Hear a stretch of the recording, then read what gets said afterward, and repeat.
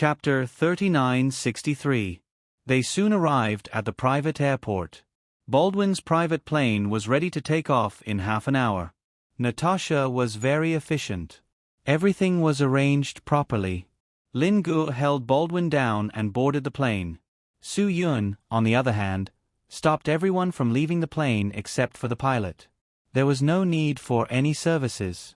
Even Natasha was stopped by Su Yun when she wanted to board the plane. "Beauty, we are just going to the computer in Colombi to get a list.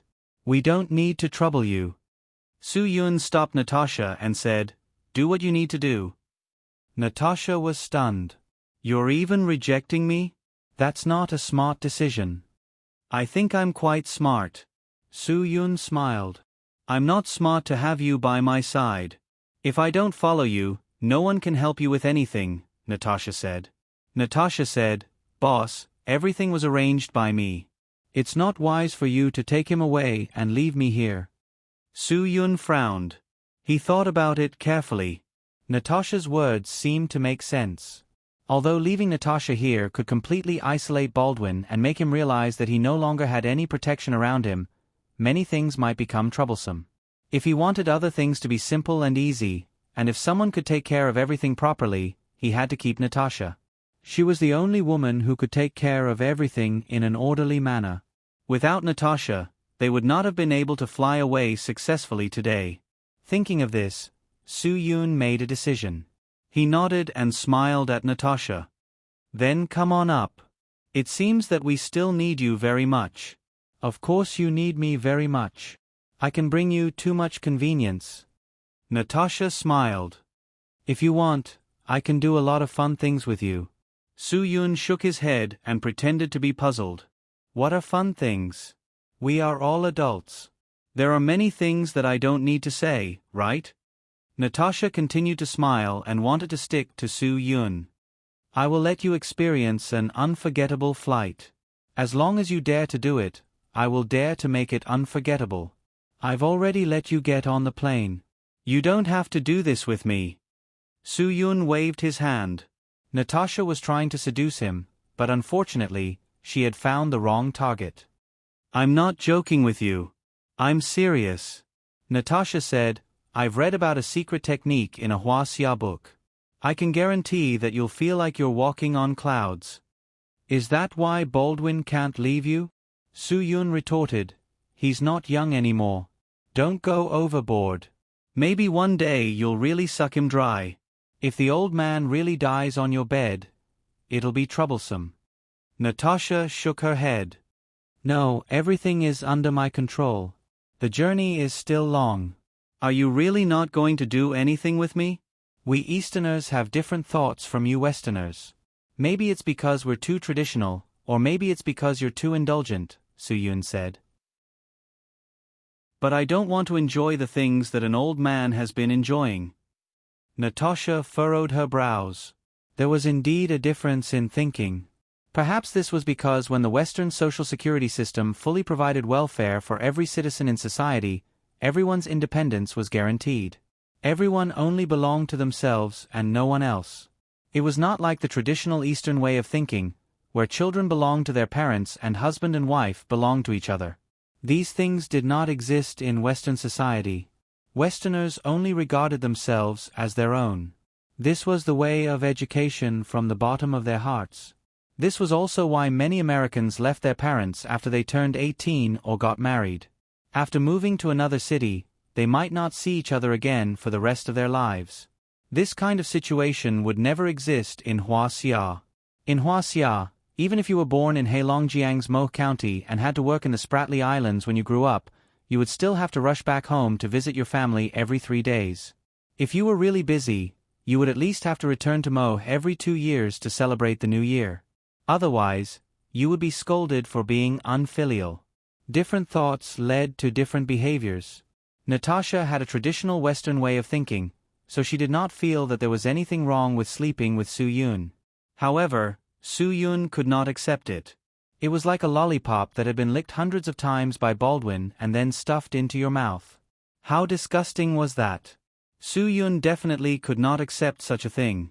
"Don't make Huaxia people sound so clean," Natasha said. Don't you know? In the whole world, Huaxia people are much more open-minded than us. Aren't Huaxia girls very open-minded? Why are you still so conservative? Some hearsay things are best not to be taken seriously. Su Yun glanced at Natasha and was prepared to ignore her. Now, the mainstream media of Huaxia sells female beauty all day long. Society follows suit and women follow suit. Huaxia women are all gorgeously dressed. The whole world thinks that Huaxia women have a better temperament than Huaxia men, Natasha said. Natasha said, the vast majority of Chinese men are trapped under the pressure of life. They work hard to make a living, and it's hard for them to care about their appearance.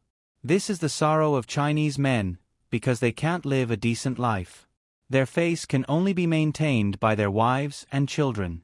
Su Yun was stunned for a moment. I don't understand what you're talking about. I think that Huaxia girls don't dress up for someone who likes them. They're just waiting for the right price. Money and power are tempting them to become beautiful, but it's not temperament or beauty.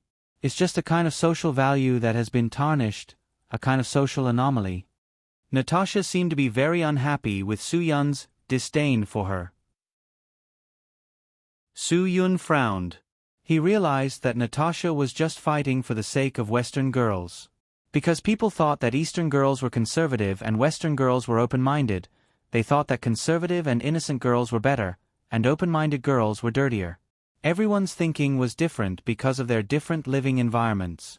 There was nothing to explain, so Su Yun was too lazy to discuss this with her. Do you think Huaxia girls are clean? Natasha sneered. If you look at a problem in a narrow sense, you won't find the truth, Su Yun replied. Natasha continued, Huaxia girls will always hand over boys in the name of marriage. When they see that the man is poor, they will leave. After interacting with more men and knowing more, and after borrowing money to get an abortion several times, they will realize that they need to find a rich man, a man who won't let them suffer financially.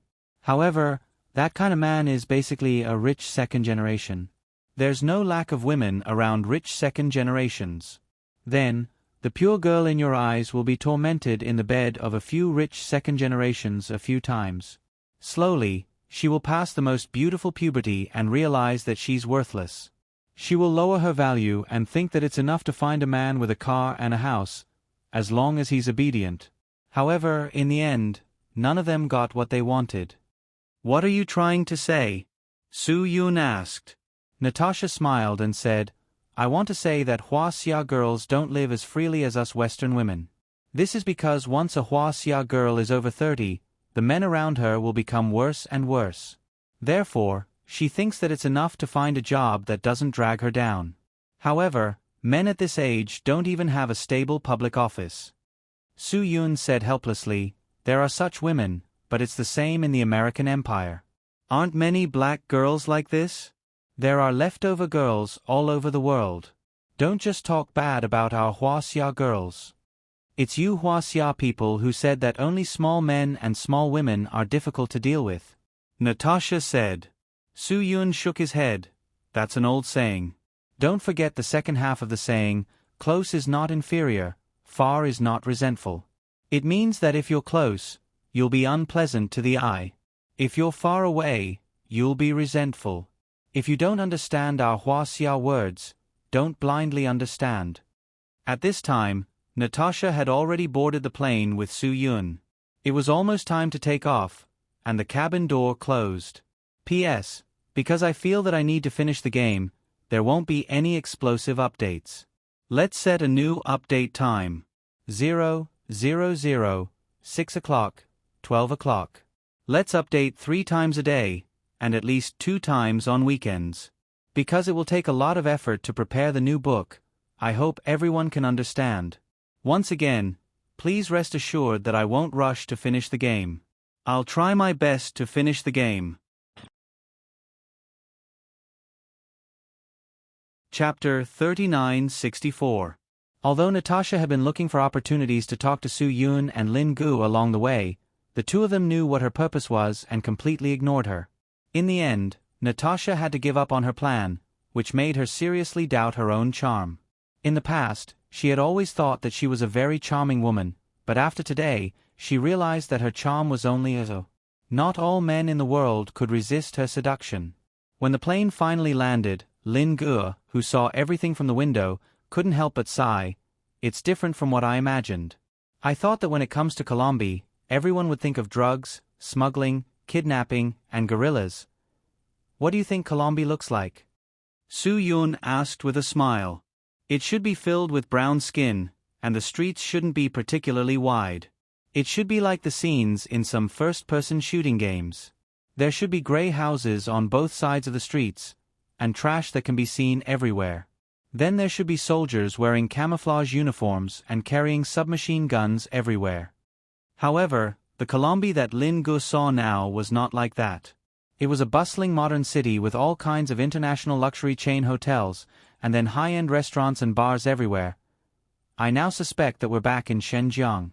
Lin Gu couldn't help but sigh.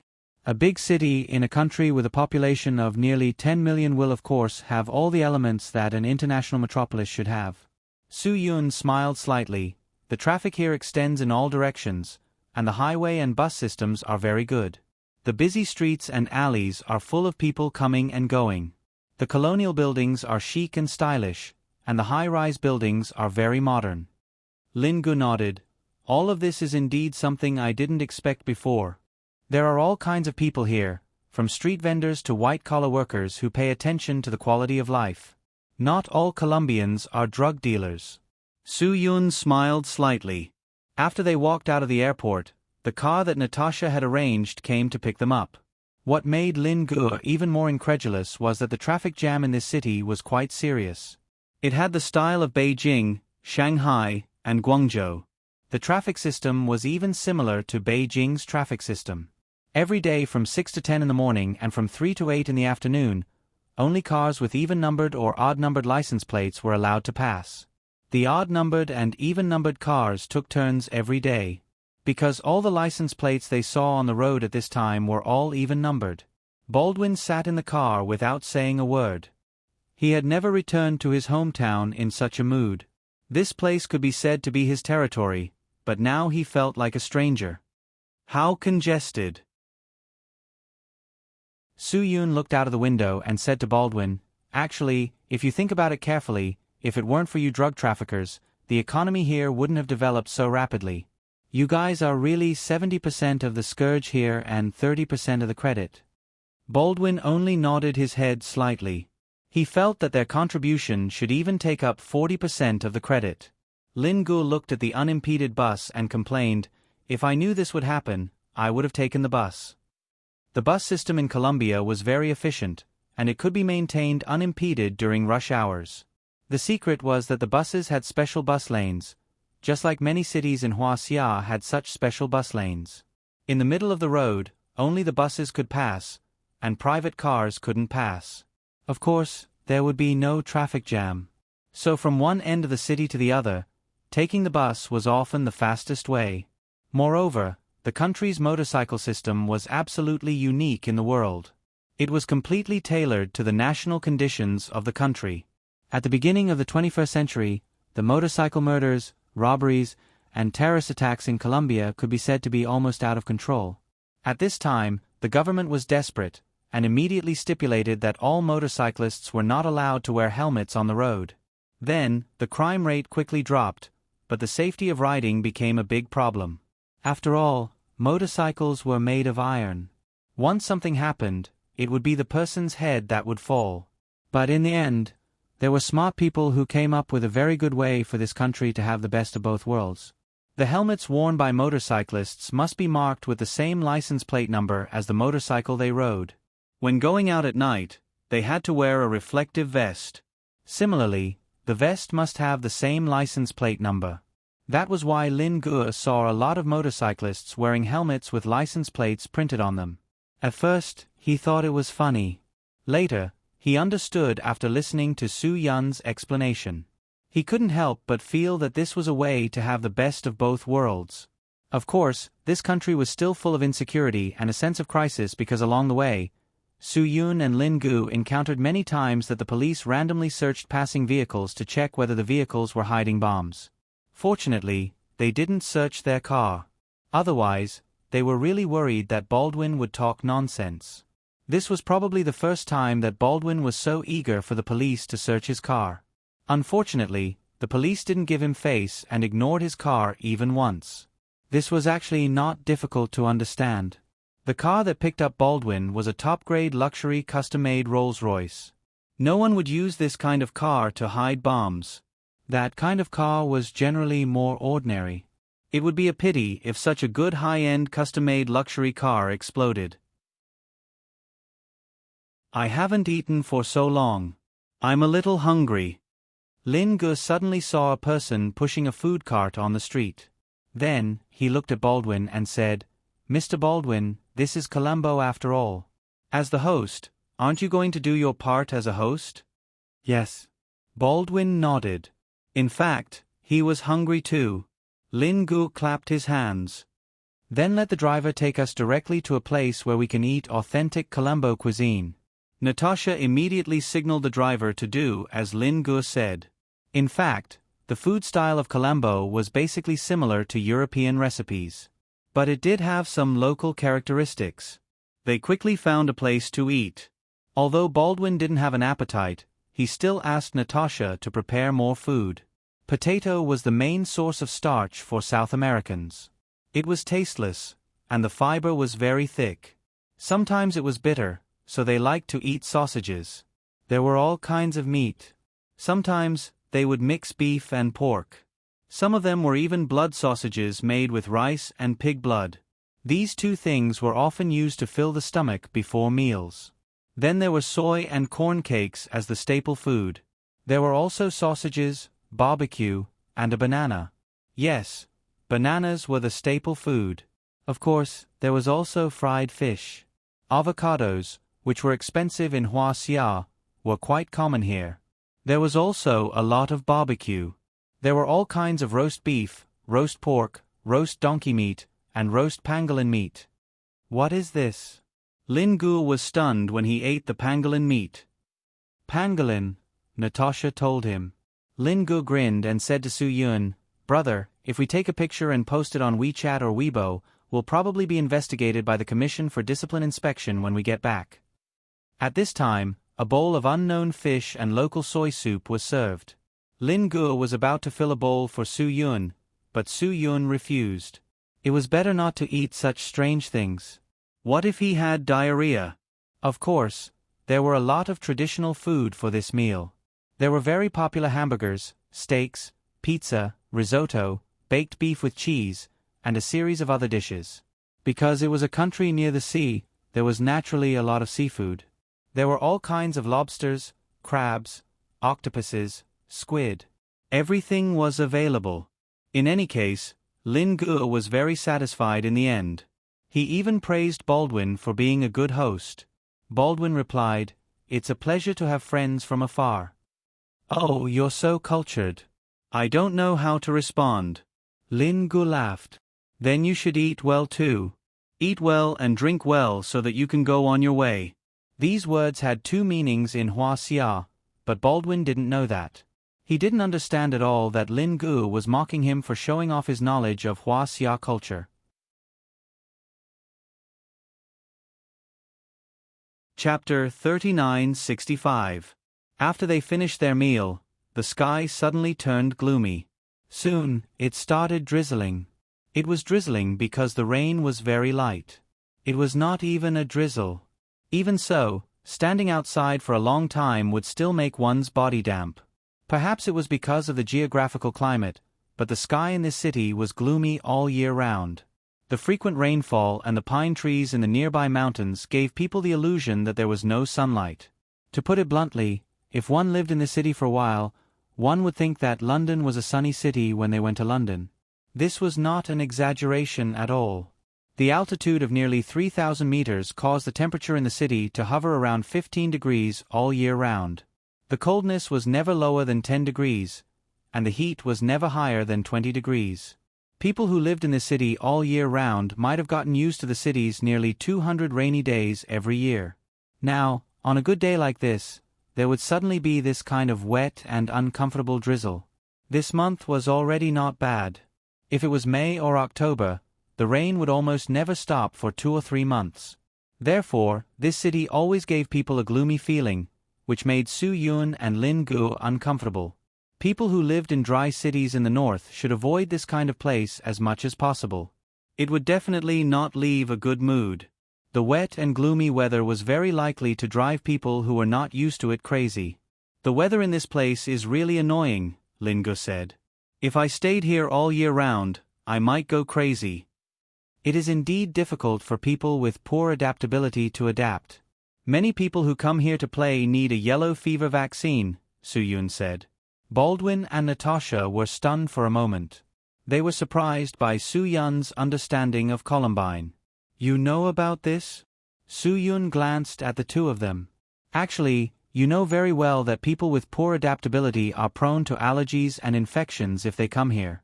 Some people might even experience severe discomfort due to the climate. It's normal for them to be hospitalized. What symptoms? Lin Gu wanted to see if he had any signs of allergies. At the very least, it will be swelling, Su Yun said. You don't have to worry about our adaptability. Lin Gu giggled foolishly. No wonder the women here are so voluptuous. Maybe they've been infected since young, allergic, and have always been swollen. It's not that simple. Su Yun, for many women in Columbine, seductive beauty and full breasts are the necessary passports for wealth and luxury. In this place, the cup size is far more important than the IQ index. When Su Yun said this, Natasha remained silent. She knew that what Su Yun said was right. If she wanted to enjoy a luxurious life here, she had to become a drug lord's woman. Only then could she enjoy a luxurious life. Of course, many women were not as lucky as Natasha, nor did they have Natasha's personal ability. Therefore, while those women were enjoying their wealth, they had to suffer the tyranny of the drug lords. Natasha knew very well that all the women of drug lords had a bargaining chip. She was by Baldwin's side, and she knew very well what Baldwin thought of the women around him. Although she was one of them, she was different from those women.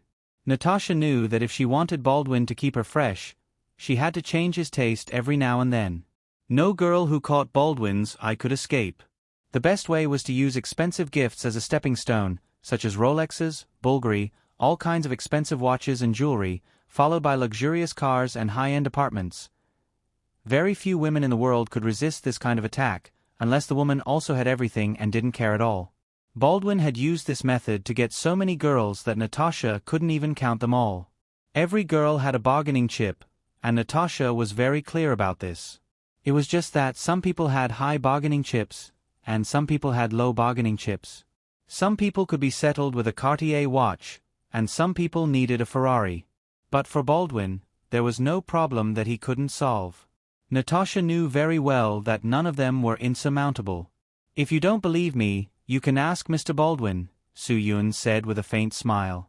If you don't have a certain cup size, would he be interested in you? Baldwin was momentarily stunned. Su Yun was right. He liked big women. Everyone under him, including all the drug lords, liked big women. Moreover, once he got his hands on a woman, he would make her his. If the woman he got was not of his ideal size, he would order her to get plump. In addition, Baldwin had another hobby. He liked to let the women he had taken participate in beauty pageants. The drug lords seemed to like to see beauty pageants as a livestock market for new prey. They also liked to buy the title of beauty pageant for their women. Perhaps it made them feel particularly proud. I heard a story, Su Yun said. After a new model appeared on TV during a modeling competition, she received an invitation from a rich drug lord. There are models in every country. He told her that someone was willing to pay $10,000 to sleep with her for a night. For the sake of money, the young model agreed. However, the drug dealer only cared about the size of her breasts. When he realized that he was not satisfied, he immediately arranged for his subordinates to send her to the plastic surgery hospital for silicone injections. Moreover, the size of the implants was decided by the drug lord. The young model had no right to speak at all. This story wasn't made up by Su Yun. It was a real story in the Colombian kingdom. Women who were willing to sell themselves for material were no different from animals in the eyes of drug lords. They would never treat these women as human beings. They would only treat them as playthings. Once they were tired of playing with them, they would throw them away. It did not matter at all. Baldwin looked out the window. He was the kind of person Su Yun was talking about. Although he was not the one who did it, he had done many similar things in the past. Baldwin, the person my brother is talking about isn't you, right? Lin Gu laughed. I feel like this person is very similar to you. If this is really you, then don't be so modest. Just admit it. We won't convict you, so it doesn't matter. Hearsay doesn't have much credibility, Baldwin said calmly. Su Yun looked at Baldwin and asked with a smile, Hearsay? Well, Colombia is your home. You can say whatever you want. The women here have no status, but you are still willing to be with him. This must be true love, Lin Gu said to Natasha. It was obvious that he was mocking her. Natasha did not take it to heart. She firmly believed that she was different from those women. She believed that in Baldwin's eyes, she was definitely not an ordinary woman. Definitely not. It seems that you are really loyal. Lin Gu looked at Natasha's expression and couldn't help but laugh. You must think that you are a very special existence, right? Lin Gu poked Natasha's sore spot deep in her heart. She couldn't help but stare back at Lin Gu. I originally thought that you were a very smart person. It turns out that it is not the case. Not only are you not smart enough, but you are also a bit stupid. Lin Gu said, you actually lied to yourself and gave yourself an identity that is different from ordinary people. Then, you really think that you are the only woman of a drug lord? Can you shut up? Natasha replied indifferently. Baldwin was also very disgusted with this topic. He changed the topic. We are about to arrive. After passing through this area, there are at most 10 kilometers. Su Yun looked out the window. They had left the relatively prosperous area just now. There were some old houses on both sides of the road ahead. This is the slum area, right? Su Yun looked out the window. He could see policemen patrolling with guns. It was not a good feeling at all. It made people feel very insecure living here. However, the locals seemed to be very used to it.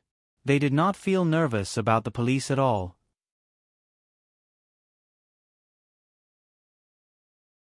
Chapter 3966. Baldwin nodded. That's right. This is a poor place. When their car passed by, 2 men reached out to stop their car. It was probably because they were in a luxury car. The driver was not afraid of them, and the people who stopped the car did not show any disrespect. Instead, they nodded and bowed respectfully. When the car stopped, the 2 men pulled up a little girl in her teens. Then, they signaled that as long as they could afford the price, the little girl could be sold to the owner in the car for the night. Su Yun and Lin Gu saw all of this. The 2 of them could not understand the actions of these people. It was outrageous. Natasha casually threw out some money, and the 2 men picked up the money recklessly. They did not care whether the little girl was taken away or not. The car started moving again. Lin Gu was anxious. Didn't you see that the 2 men wanted to sell the girl? Are you going to leave the girl there and not care?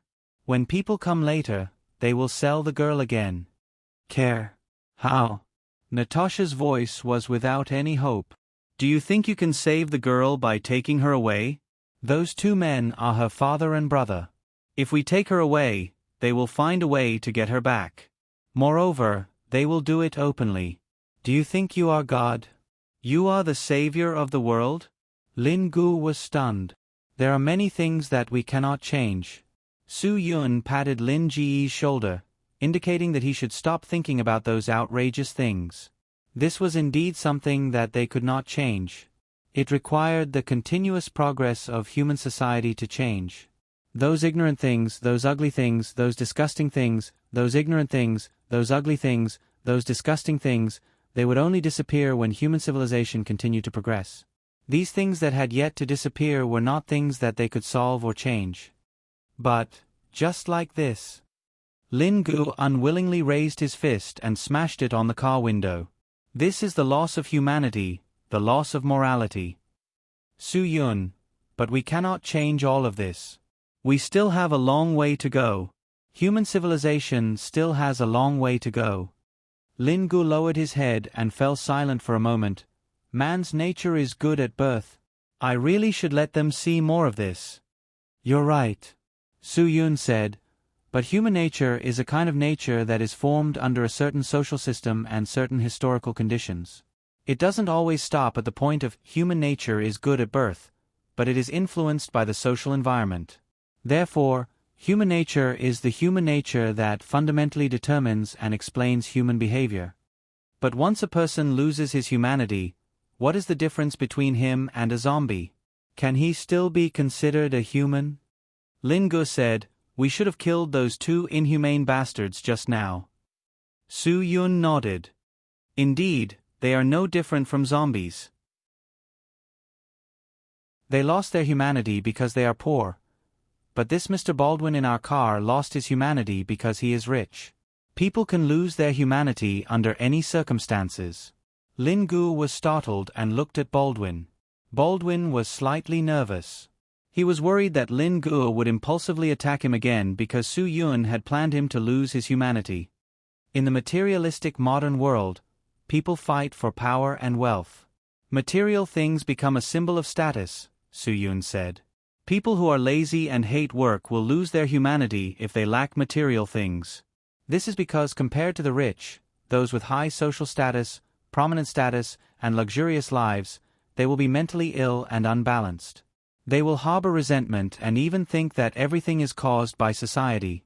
With that kind of inexplicable hatred, morality will be lost. Baldwin suddenly said, so, they need faith. Su Yun nodded in agreement.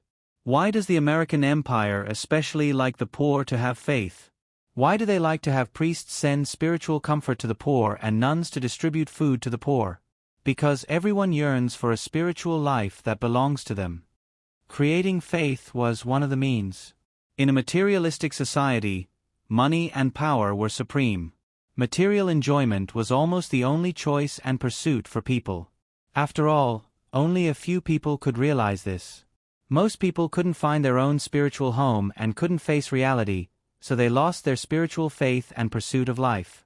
As a result, they gradually became dispirited, confused, and even numb. So, they had to be given faith and have hope. Most of the time, that was the effect of faith. It was a psychological adjustment. There were also many people in Huaxia who had faith and prayed to Buddha and God. To put it bluntly, all of this was really just a psychological effect. Why did all kinds of burning incense and praying to Buddha still exist today? It was so that some people could have faith and not cause trouble. How many cases of monks causing trouble had been exposed these days? What kind of disgusting things did those monks do all day long? Why did the country still exist? It was because they could make a group of people believe in them, so that they wouldn't lose their spiritual pursuits and become dispirited, confused, or even numb and lose their humanity. Therefore, although the disgusting and inhumane monks of wine and meat deserved to die, the skin they draped over their bodies allowed more people to retain the humanity in their hearts. This was a very contradictory thing. Foreign priests and those disgusting monks in Huaxia were the same kind of people. The things they did were more or less the same. The minister was fond of saying that all who belong to Christ Jesus have crucified the flesh with its passions and desires. Really? In reality, some priests had even greater evil desires than non-believers. Priests liked to say that they had been crucified with Christ. Now, it was no longer me who was alive, but Christ was alive in my body. To this, one could only say that it was bullshit. Most of the time, those who pretended to be righteous and moral in public were often trash with a human face but a beast's heart behind their backs. I've always thought that the Bible that you Westerners like to read was very funny. Su Yun, the God in it would actually risk his life to protect murderers, rapists, bastards who kill their husbands and steal their wives, and devils who sell their wives and children. This is simply an evil book that promotes uprooting the weak and supporting the strong, burning, killing, pillaging, and committing adultery. Baldwin was stunned. He was also a believer, so he couldn't accept Su Yun's words. Don't be unconvinced. It's just a book that was written by ancient people out of boredom. It was a blur of myths and history. Missionaries with ulterior motives and bastards who wanted to cover up for powerful criminals combined with the Western civilization's lead of more than 100 years to package it into a brilliant and eternal book, Su Yun said. You're reading too shallowly. Baldwin shook his head. Shallowly? Su Yun shook his head. This is purely man-made packaging, the result of thousands of years of in-depth processing and updating. This book will definitely turn black and white upside down after reading it. It will make people confused, selfish, and indifferent. If you knew how much more advanced China's civilization was in the world, you wouldn't say that I'm shallowly. Baldwin frowned. This was the first time that he didn't know how to refute a non-believer. This is a weapon that you Westerners use to brainwash people. Look at the great sects from ancient times. Which one of them isn't rotten to death behind their backs? Su Yun said in disgust, Baldwin, you say that you're a believer, but you're not. You just want your subordinates to think that you're a believer and believe in you so that you can control them better. Am I right? This is our faith. It's fine if you don't believe it, but there's no need to say such things, Natasha said. Su Yun didn't even look at her. Don't talk to me about your faith. It's all bullshit. Because the only thing that you truly believe in is money, and that's that. Then do you think that Hua Xia's monks are clean? Natasha retorted. They're not clean. When did I say that Hua Xia's monks are clean? Su Yun, many of the so-called masters who pretend to be sanctimonious are just guys who specialize in scams. Their main purpose is to make money. To put it bluntly, they're fake monks in real temples. They take tourists' money by hook or by crook, and they use disasters to scare people. There's nothing that I can't admit. I'm not one of those fake monks who pretend to be sanctimonious. P.S. I'm not talking about Buddhism. Believers, please don't blame me. I'm just disgusted by those fake monks who pretend to be sanctimonious because I've seen with my own eyes how they pretend to be pretentious and recite scriptures during the day, and eat skewers and drink in front of Buddha at night with their arms bare.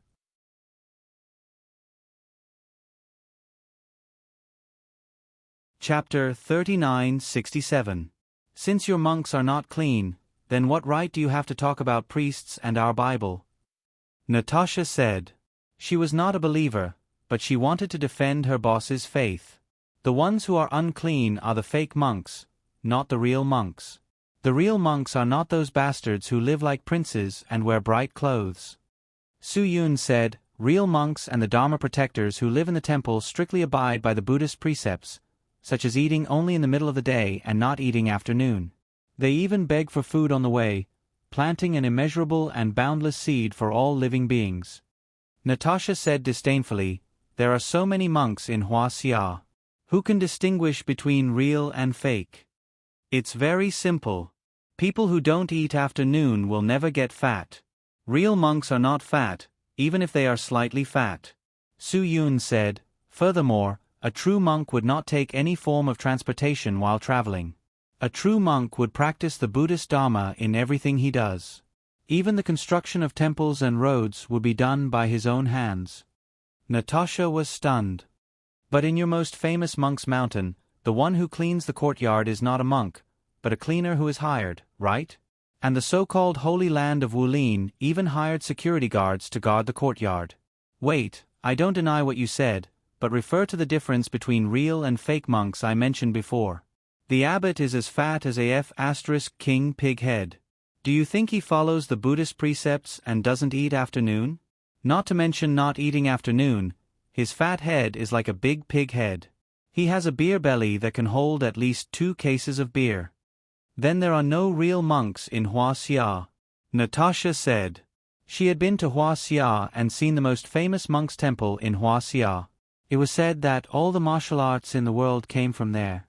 She had seen the abbot, and he was no different from those fat men in the outside world. The only difference was that he wore a kasaya. If a big brother of the same size wore a kasaya, he would look just like him. Mount Song is not the only monk's temple in Huaxia. Su Yun, remember, the real monks of Huaxia will not accept those disgusting titles like PhD, MBA, Buddhist CEO, political monk, economic monk, white-collar elite monk, and so on. Natasha was dumbfounded. But the place I went to is the most famous one in Huaxia. You'd be a fool to believe that. Su Yun shook his head. As long as the Buddhist temples and Taoist temples are related to the scenic spots, many of them are playing the private contracting game. Those gangs are all openly using the name of religion. They are the fake monks that I was talking about. They deceive the one-stop service for the purpose of profiteering. Many fake monks are completely cloned. Even the tour guide's explanations are almost the same. If you believe this, it would be too funny. Contracted.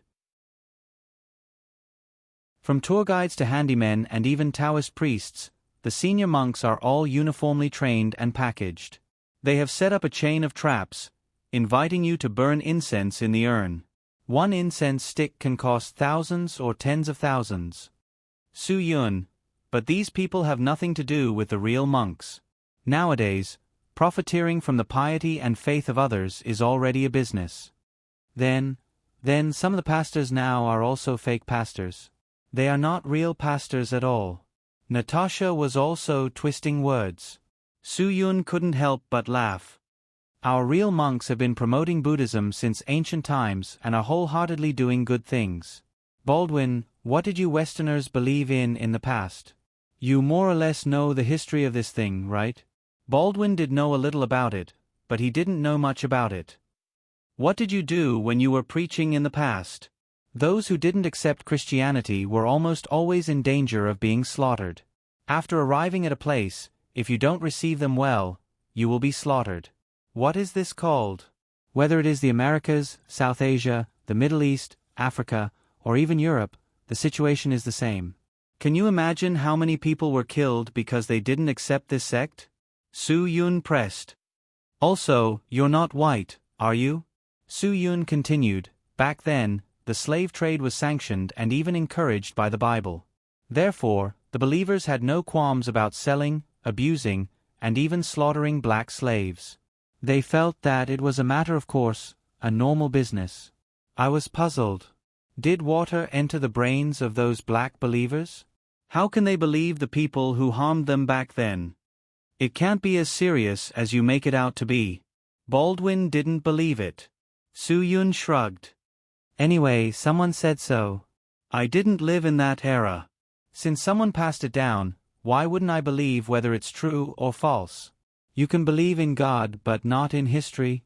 Baldwin was once again rendered speechless by Su Yun. I also heard that our Huaxia's eunuch Zheng arrived in North America one step earlier, but eunuch Zheng didn't do anything wrong. It was the believers of this crooked sect who started massacring the Native Americans in order to take over the whole of North America. Those who believed in their religion were spared. Didn't they massacre tens of millions of people in North America? Su Yun said, you can't deny that they massacred the Native Americans, can you? There was no way to deny it. It was the truth. History says that during the Crusades, about 1 million innocent civilians, women, and children were massacred. Su Yun said, during the first Eastern expedition, when the Crusaders conquered Jerusalem, the believers killed all the civilians, women, and children in the city. Not a single one was left alive. Lin Guo wanted to curse when he heard that. These people were too inhumane. What a bunch of animals. And they said they were believers of God. They were practically demons from hell. During the Second Eastern Expedition, a very influential French abbot who was later canonized as a saint said that the death of the pagans was the glory of their believers because God also gained glory. Su Yun said, what kind of theory is that? In the 13th century, the crazy believers massacred about 200,000 Kata believers because they were considered pagans. There were also hundreds of thousands of innocent civilians, women, and children who were killed in your Bull-Shastrisk religious courts, right? Baldwin was really speechless. Okay, I won't talk about these useless things with you. Su Yun waved his hand. You people don't have faith at all. You use the power of faith to do evil. I'm too lazy to talk to you. Anyway, you're definitely not a true believer. Su Yun's words left Baldwin with no way to refute. It was the truth. He was not a devout believer at all. There was nothing wrong with what he said. We'll be there soon after this. Baldwin changed the subject again. The wealthy district of Columbus was not very far from the slums. It was less than 10 kilometers, but the environment was like heaven and earth. All kinds of high-end hotels, high-end clubs, and high-end entertainment venues appeared before Su Yun and Lin Ji's eyes. The two of them suspected that they had arrived in another country. Look at the different kinds of girls on the streets. There were all kinds of skin, hair, good figures, and beautiful faces. They could be taken out for a beauty pageant, but they were all around these high-end entertainment venues. In fact, the crowd that these girls served was very clear. It was the drug lords who had endless money. These guys who made money easier than drinking water knew how to squander money like water, so they could earn countless dollars from these people. That was why they were willing to stay and live in this place. They stayed here to enjoy the luxury. This included these high-end establishments. Everyone was well aware of why people served them. Ordinary people from any country in the world, even the most advanced country with the highest wages, would never be able to afford to spend even a single time in these places. The people who went in and out were all drug lords with money, status, and power, as well as officials who worked closely with the drug lords. Ordinary people. The economy was okay, but the country was very unstable.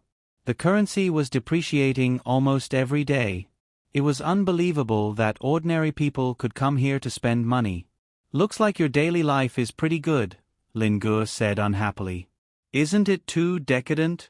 I can smell a decadent smell through the car window. The kind of decadent smell that is purple and gold.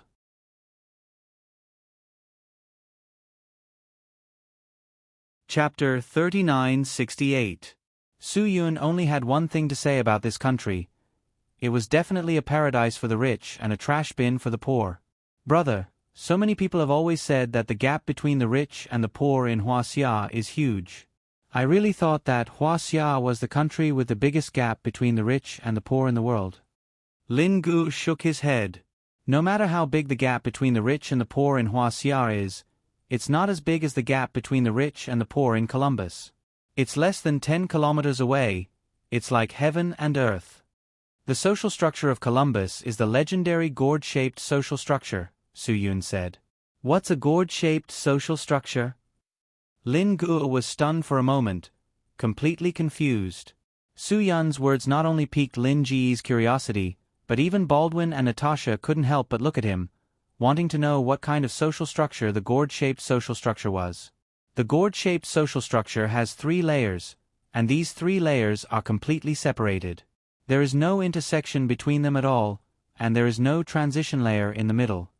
Su Yun, although the gap between the rich and the poor in Huaxia is quite big, there is a transition layer, which is the majority of the ordinary people.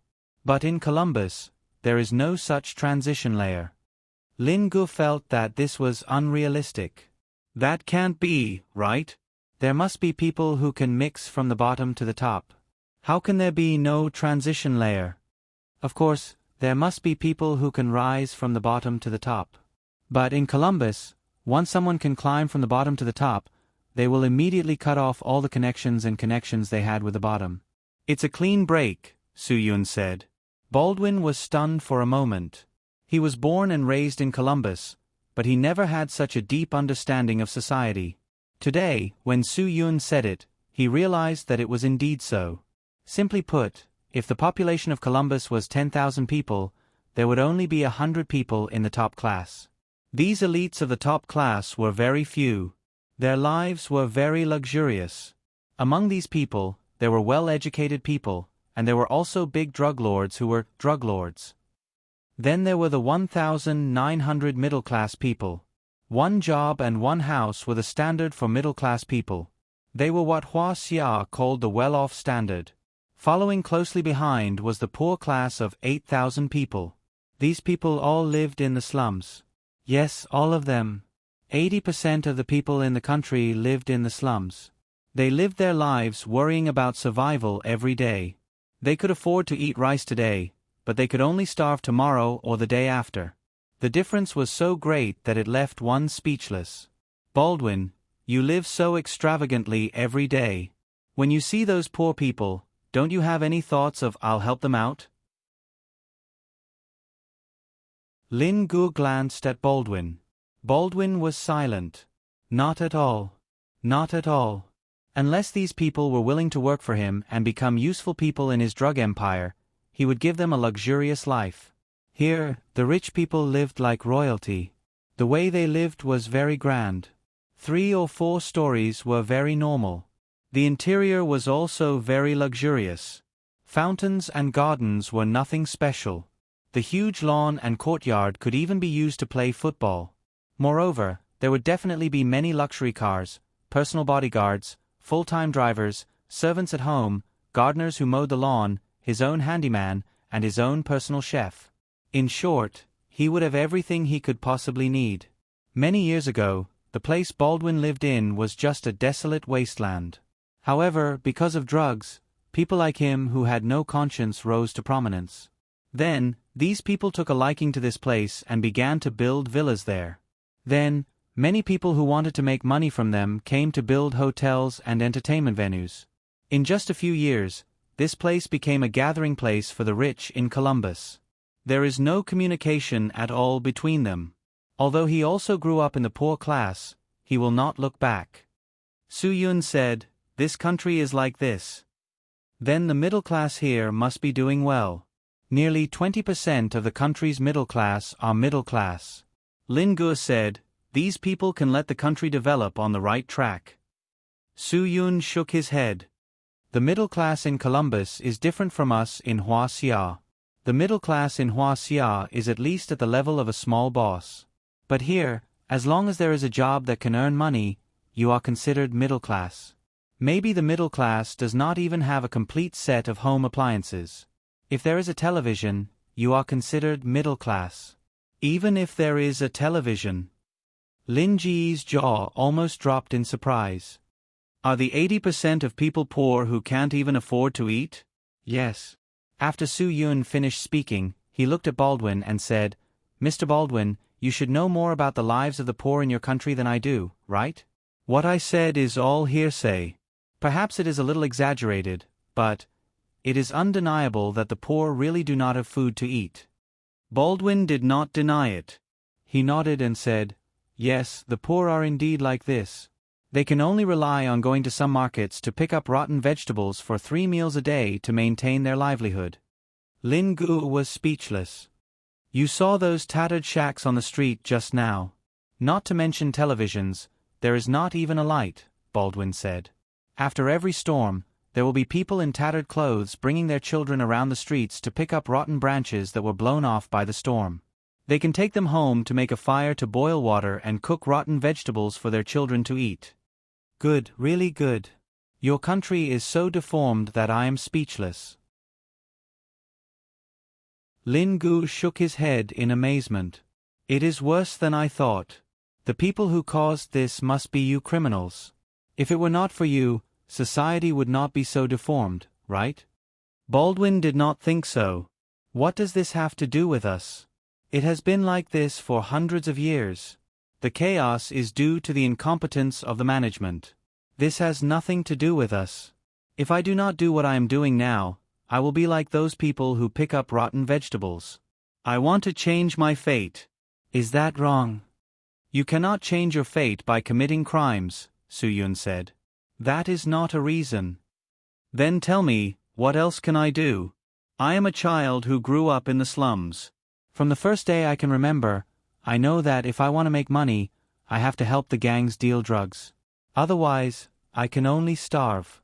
Baldwin said, "I have not received any higher education. Those who have received higher education have never looked at me twice. If I want to become like them, is there any other way?" Su Yun shook his head. There was indeed no other way. "I remember seeing a lot of people say something on the internet."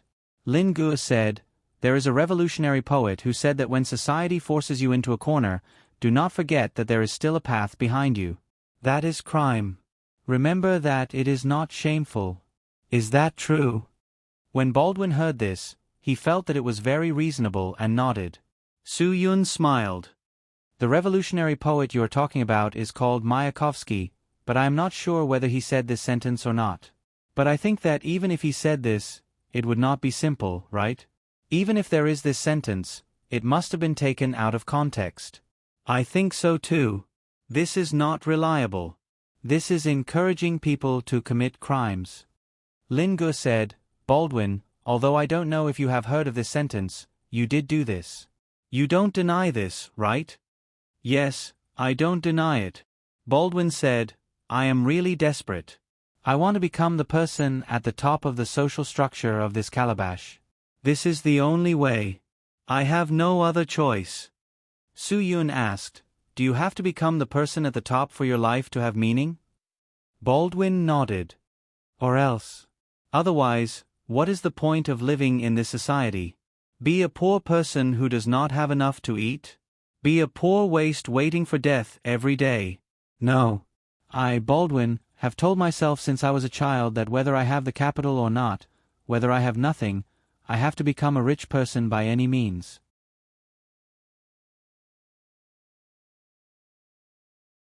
Chapter 3969. For Baldwin, he had indeed achieved his life goal. When the car arrived at Baldwin's house, Su Yun and Lin Gu couldn't help but gasp in amazement again. The place he lived in was definitely a rich man's house in the rich district. No one else's house in the rich district could be compared to his. This was not to say that they did not have the money to build a better house than him. People in this kind of place did not lack money to build a house. This showed that Baldwin's position here was supreme, and no one dared to surpass him. Therefore, everyone was well behaved, and no one dared to mess around. This was a symbol of status, a symbol of status. Baldwin's status in Columbus was no small matter. This was not due to him, but because of the country's chaotic history and related leadership. Normally, there were many rights in a reasonable society, but these rights could not be used casually by anyone. The right of violence could only be managed by the relevant departments of the government. It could not be used casually by anyone. The right of wealth was shared by the government and society. When the people had money, the country would be rich. When the country was rich, the people would have money to earn. As for the right of speech, it was owned by independent institutions and people who had nothing to do with the right of wealth. People could have the right of wealth, the right of speech, and all the rights they should enjoy, but the prerequisite was that they had to abide by the rules. The prerequisite was that they had to understand what rights they could not use casually. Baldwin, on the other hand, was different. He now had the power of violence, the power of wealth, and the power of speech combined into one. His criminal empire could do anything he wanted, even involving violence and murder. After Baldwin became rich, he monopolized the business and eliminated competition. Then, he used all kinds of fake charity, intimidation to bribe reporters. He even bought the media to control the right to speak. Therefore, he had all kinds of rights, and his position was high. Baldwin was playing with hierarchy in this society. Hundreds of years ago, it was the traditional hierarchical society in Europe that began to spread around the world. Everyone could see the rules behind it. The system was very simple. What is mine, and what is yours is mine. My land is mine, and your land is mine. My wealth is mine, and your wealth is mine. My body is mine, and your body is mine. Even your posterity, everything you have, is mine. Everything is mine. Everything is mine. Everything is mine. Everything is mine. Everything is mine. Everything is mine. Because of this, the ruler was nobler than the ruled.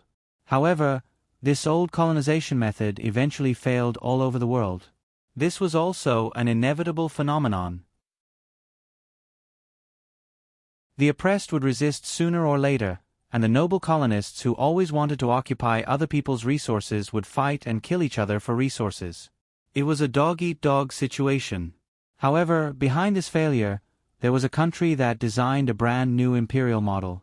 This was the current financial colonial empire, the United States Empire. This model was truly formed after the US dollar and gold were separated. Its symbol was globalization, accompanied by the powerful military force of the United States Empire. Baldwin had learned this method to establish his own criminal empire.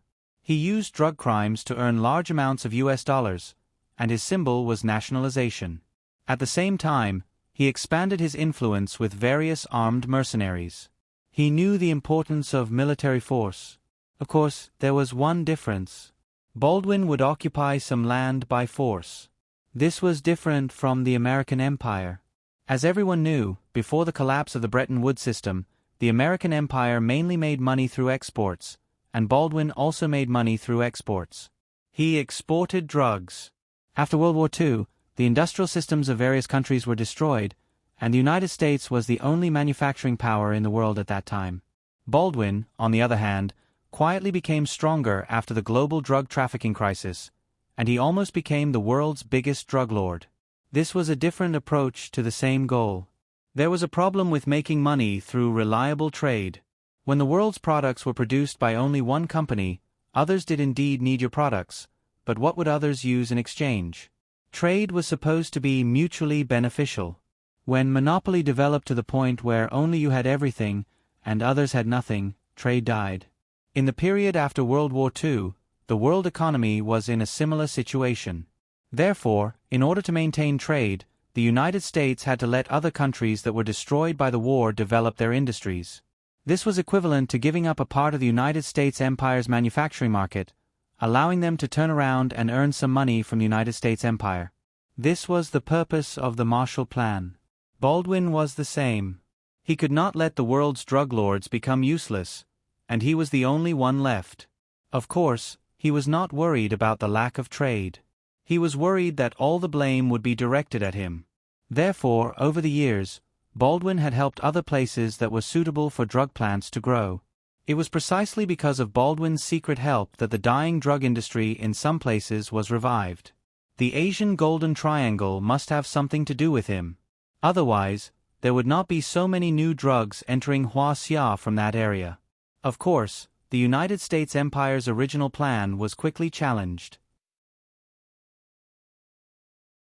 Once the industrial bases of other countries recovered, it quickly created competition with the United States Empire. The United States Empire's position as the world's number one was almost lost, and its position as the dominant power was increasingly threatened. The model of a financial colonial empire was established after this. The difference between it and the old colonialism was that although the production of products was transferred to others, it could use financial means to own the wealth created by others. The simple explanation was that the US dollar was a piece of paper. When it could be linked to gold, the person who received the US dollar could exchange it for gold. As long as gold was still recognized by people, this method could be implemented. However, gold was limited, and the United States Empire's gold reserves were limited as well. This caused the US dollar to be limited and could not be used recklessly. However, once the US dollar was unlinked from gold, the United States Empire could use its political status and economic strength to establish the US dollar as the world's currency. At this time, the US dollar was an IOU. The United States Empire used IOU to take products from other countries in the market. The US dollar IOU had nothing to do with gold. It was purely related to the national credit of the United States Empire. Baldwin did not have such a huge power, but he could use his position in the drug industry to create a rule that could also control the market. Then, he used this rule to control the 5 major drug lords in South America. He was now playing the game of IOU, and then used this game to profit. Then, he began to transform in the United States. New York's shopping malls, cinemas, various commercial buildings, and so on. These were all things that Baldwin bleached. In this way, Baldwin's position was stabilized, and he became a person with status. On the surface, he was completely different from other drug lords. He was no longer a drug lord, but an upright businessman, a rich man of a large consortium. Then, the rich man of this consortium discovered a new world, that is, money laundering. Relying on his strong market control and his major industries in New York, he could easily launder money that came from improper sources. In this way, not only were the 5 major drug lords unable to leave him, but they also had to be respectful to him. Rotten and greedy guys from all over the world found him and used him to transfer the stolen money to the United States Empire. Baldwin's social status rose higher and higher, and he earned more and more money. He was very grateful to the American Empire for inspiring him with a series of sanctimonious and shameless methods on the international stage. It allowed him to apply what he learned in his own life. It was because of this series of sanctimonious and shameless despicable methods that Baldwin was where he was today. Otherwise, how could Baldwin be where he was today? At best, he could only be a drug lord who only relied on drug trafficking to make money. He would not have such a high social status. Baldwin's huge villa was close to the mountain park. At a glance, it was beautiful. His house occupied at least 50 to 60 acres of land. The Forbidden City was only a little more than 1,000 acres. Back then, the entire royal family lived there.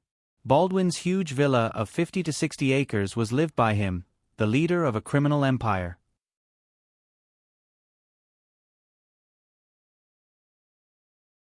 Chapter 3970. The lawn around Baldwin's mansion was neatly trimmed, and there was a lotus pond next to the courtyard. It was designed to complement the outdoor leisure area. How is this a mansion? It's almost a park. Lin Gu stared. Baldwin's house was bigger than Tiananmen Square. What kind of joke was this? Although Baldwin and Natasha didn't contact or make any arrangements beforehand, there were at least 15 armed mercenaries in the mansion. They were all looking at Su Yun and Lin Gu in surprise. Su Yun and Lin Gu naturally wouldn't have any scruples about such a small scene. They had seen large groups of hundreds of people before. Although those people might not be as professional as these guys, compared to the scene here was really too small. These people were much more well-behaved than the ones before. They didn't directly start a fight. Perhaps they felt that the people Baldwin brought back were important guests, and they shouldn't scare them. Therefore, they didn't do anything too overboard. Instead, they greeted them respectfully. Baldwin was someone who cared about his status and reputation. Natasha knew this very well. Although the weather here wasn't very good, if they caused too much of a commotion in broad daylight, people would say that Baldwin was kidnapped, and they would lose face in the future. Therefore, even if they wanted to make a move on Su Yun and Lin Gu, they wouldn't choose to do it now. Baldwin, you're really something. You have mercenaries as security guards at home. With the salary of these few people, you should be able to hire at least 200 normal security guards, right? Lin Gu looked at Baldwin and said. Baldwin calmly replied, They were all introduced by some friends. Some of them are from the Marines, and some are from the Foreign Corps. I can see that all of them are in high spirits. They're definitely not on the same level as those small fries, Su Yun said. As they spoke, the few of them walked through the long hallway and into the house. The large floor-to-ceiling windows filled the living room with plenty of light and a wide view. It blended in with the beautiful scenery outside. The entire living room was covered with a large plush carpet, making everything look particularly elegant. It also made people feel that the room was particularly warm and comfortable, adding a sense of tranquility. There's nothing for you to do here. You can all leave. Natasha waved her hand and ordered all the servants to leave. Lin Gu looked around at the luxurious decoration and design of the house. You're really good. Not simple. This could really be considered a super mansion. There were 15 bedrooms, 20 bathrooms, 8 fireplaces, 3 meeting rooms, a medium-sized meeting room, a reception room, a bar, and a cinema. There was even an indoor swimming pool and an outdoor swimming pool. There was even an indoor tennis court and an outdoor tennis court. Lin Gu was too curious about this luxurious residence and insisted that Baldwin show them around. Baldwin had no other choice but to comply obediently. When they reached the indoor basketball court, Lin Gu couldn't help but scold him. I didn't even say anything about you building a tennis court outside. You're not even a professional tennis player. TSK, TSK, TSK. Building an indoor basketball court? Are you a professional basketball player? Big Yao doesn't even have one at home. Look at your graceful and luxurious figure. You'll be out of breath after dribbling the ball back and forth, right? You couldn't blame Lin Guo for ridiculing him. The facilities and scale of Baldwin's basketball court were very standard. It was built strictly according to the standards of a standard basketball court. There was even a hardwood floor, adjustable brackets, and a basket.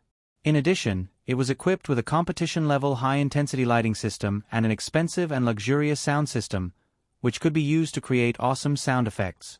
For someone who probably hadn't even touched a basketball a few times to build such a luxurious basketball court at home, it was a waste of resources. Su Yun saw that there was a basket of basketballs in the court. It was very clean. The servants probably cleaned it every day, even if no one came here. He walked up to take a basketball and passed it to Lin Guo. Lin Guo received the ball and looked at Baldwin. He actually passed the ball to Baldwin. Have you never shot a basketball before? When it was first built, I came to play once. Baldwin sighed. In fact, he was a person who especially loved basketball. When he was young, he would squeeze out time to play basketball on the court every day. He liked it, but there weren't many people who liked to play basketball in Boston. More people liked to play football. Before he embarked on the path of crime, Baldwin's dream was to become an American basketball superstar. That was because an American basketball superstar could change his fate. As long as he entered the American basketball court, he could earn millions of dollars in contracts and become the cream of the crop. Baldwin grew very quickly when he was young. Before he was 10 years old, he was already 1.7 meters tall. This made him have endless longing for his dream. However, Baldwin's height stopped when he reached 1.7 meters. This caused Baldwin to fall into the abyss year after year. Baldwin didn't have super talent, super jumping ability, or an abnormal body. He didn't even have the most basic height. This caused his dream to quickly shatter. Although there were players who were 1.7 meters tall who became stars in the American basketball court, the upper limit was forever a star. They couldn't become superstars, let alone superstars. They could only be stars who were one level higher than role players. That was all. Baldwin hadn't jumped in a long time. He jumped up and shot a ball. His shooting posture was very standard, but the ball bounced out of the basket. Su Yun took a big stride forward and jumped high into the air. He grabbed the rebound and dunked the basketball into the basket. When Su Yun landed on the ground with a bang, Baldwin was so shocked that he was speechless. Su Yun had been in the corner just a moment ago, but in the blink of an eye, he had rushed forward and landed a beautiful dunk. His physical fitness was too explosive, even though he did not look strong on the surface. Your posture is quite standard. You just haven't played in a long time, right? Su Yun looked at Baldwin and said. Baldwin nodded. I used to play when I was young. Later. I didn't have time. When you were young, those were all ancient mythical beasts. Su Yun said, Do you not have time to watch the American basketball court now? Baldwin smiled. I was indeed very young back then. The NBA wasn't as good as it is today. Even Jordan had just debuted. The stars now, he. I don't even know who Kobe is. Tell me, do you think I'll be able to watch basketball? He's retired. Su Yun waved his hand. All right, let's not waste time. You can't play basketball anymore. The tennis court is probably just a decoration. The only thing you can play now is the small golf course behind, right? Baldwin nodded. This was the only sport in which he was still in the mood to swing a couple of clubs. You have a golf course at home? Lin Gu stared. No way. Didn't you see the one behind? It's small, Su Yun said. Lin Gu thought for a moment. That's a small golf course. I thought it would be a large gate course. I was wondering why this guy was so extravagant. The gate course is so big. Isn't it tiring to play?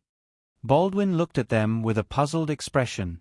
He had no idea what kind of sport goalball was. I'm afraid that in the entire world, only the Huaxia Old Cadre Activity Center has goalball facilities, right? Baldwin, we'll leave after we get the list. Su Yun said, We've given you a lot of time to think. What's your decision? Do you want to cooperate with us peacefully and give us the list directly, or do you want to do something so that we can snatch the list and leave? Baldwin was stunned. No wonder Su Yun and Lin Gu didn't rush to ask him for the list. They already had an idea and were giving him a chance. Do you think I'll make things difficult for you? Baldwin asked. Su Yun smiled. Wouldn't you? You've seen it. We've been safe since we came to Columbus. No one has made trouble for you, Baldwin said. Even when you came to my house, my mercenaries treated you as VIPs. They didn't mean any disrespect. Su Yun nodded. What else? Go on. I have nothing to say. That's all. I've cooperated with you. There's no need for you to doubt me, right? Baldwin said. If you must doubt me, I have nothing to say. Su Yun still had a faint smile on his face.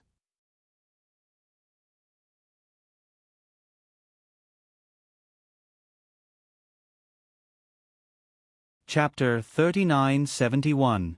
Baldwin looked at Su Yun with a puzzled expression. Do you have something to say? Just say it. I've been very cooperative. What do you want me to do? Tell me.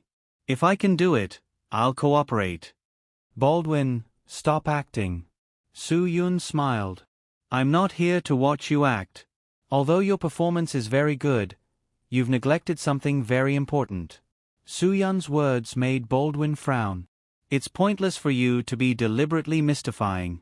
Am I deliberately mystifying, or are you deliberately mystifying? Su Yun smiled. When we got out of the car after entering your house, Natasha made a hand gesture to the mercenaries here.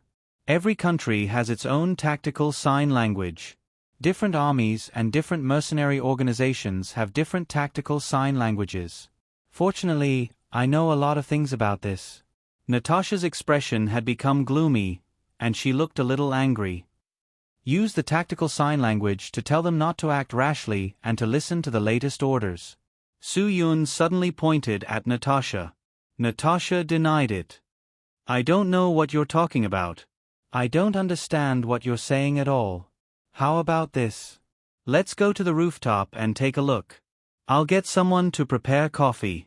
We can have a cup of coffee and take a break. Maybe it's because I'm too tired and nervous that this kind of misunderstanding happened. You don't understand. Su Yun's gaze fell on Natasha.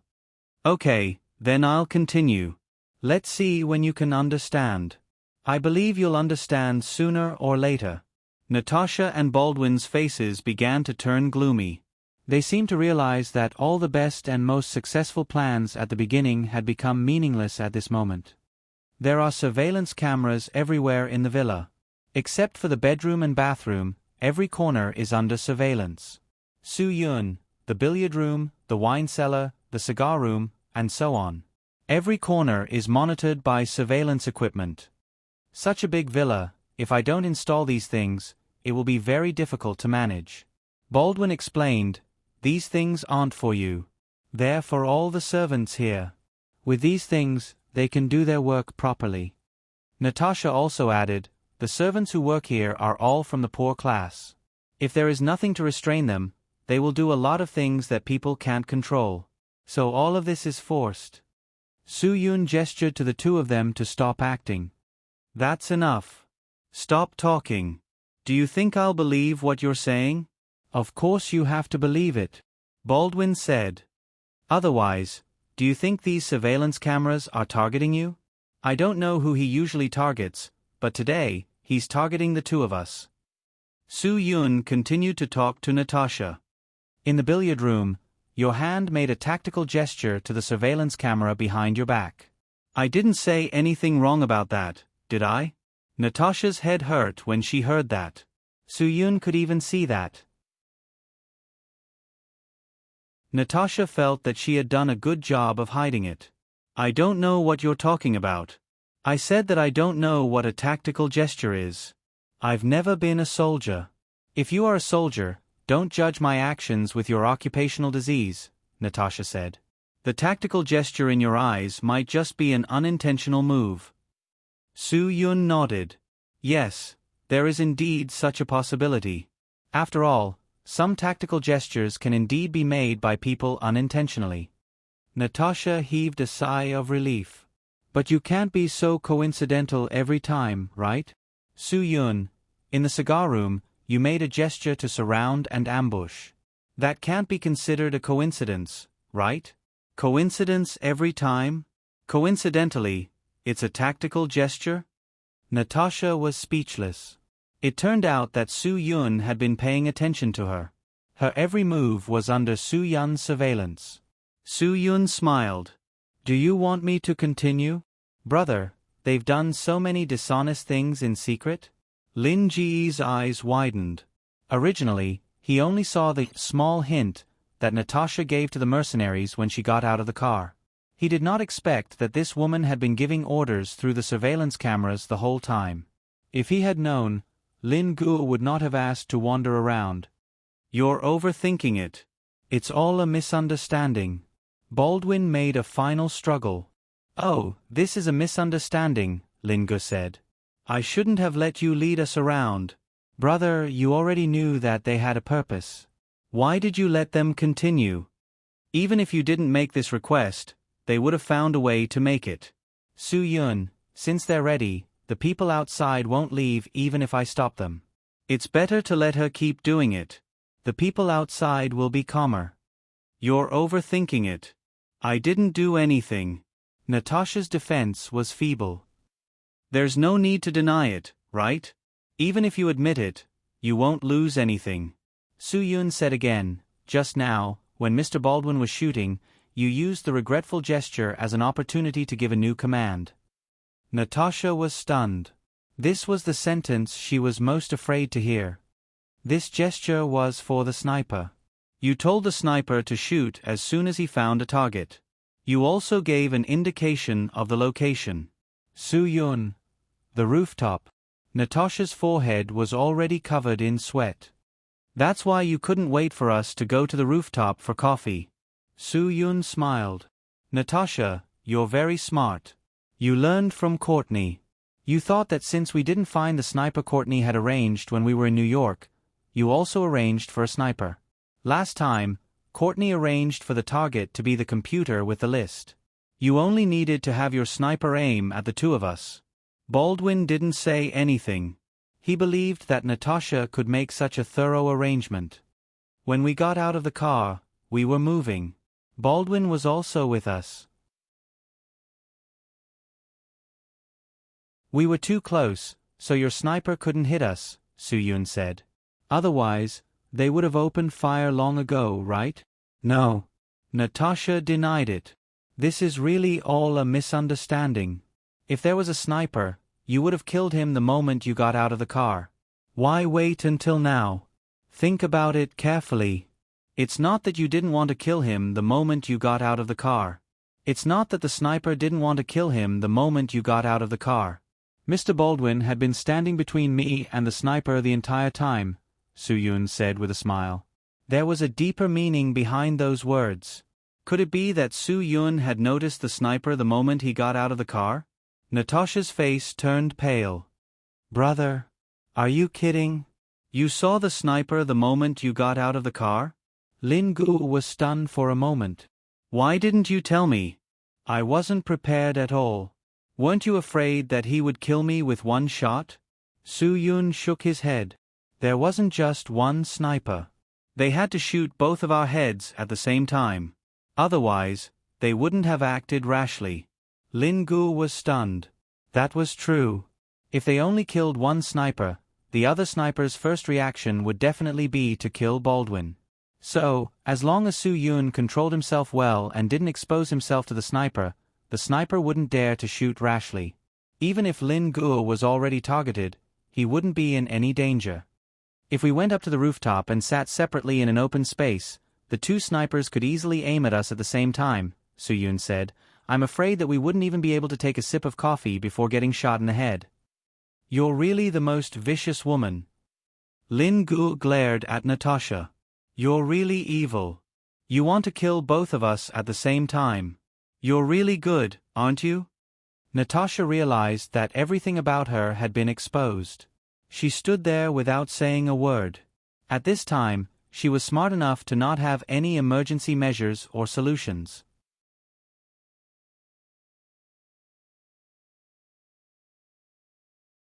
Chapter 3972.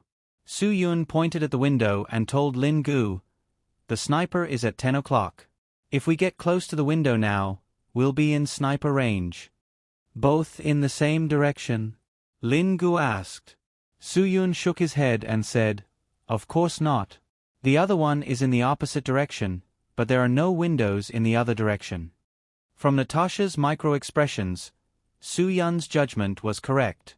Lin Gu frowned and walked straight to the window. This position was definitely in sniper range, but there were no gunshots. "It seems that your people will only make a move if they can kill both of us at the same time," Lin Gu said and raised his middle finger at the window. Natasha shook her head and kept denying it. "No, it's not like that. There's no sniper. You've really misunderstood. Your micro-expressions have already betrayed you," Su-yun said. "There's no point in continuing to deny it." The concealment and expression of people's inner thoughts could be revealed through micro-expressions. Between different expressions, or within a certain expression, one's face or body would inadvertently reveal information about one's inner thoughts. There was no need for conclusive evidence or sophisticated lie detectors. There wasn't even a need to talk to the other party. One could determine whether a person was lying based on the changes in their expression. This was the power of micro-expressions. "You're wronging me. Do you want me to make a happy expression?" Natasha said. "Fleeting micro-expressions don't lie." Su-yun said, "Those fleeting expressions of disgust, anger, or fear are the truest expressions of your inner thoughts."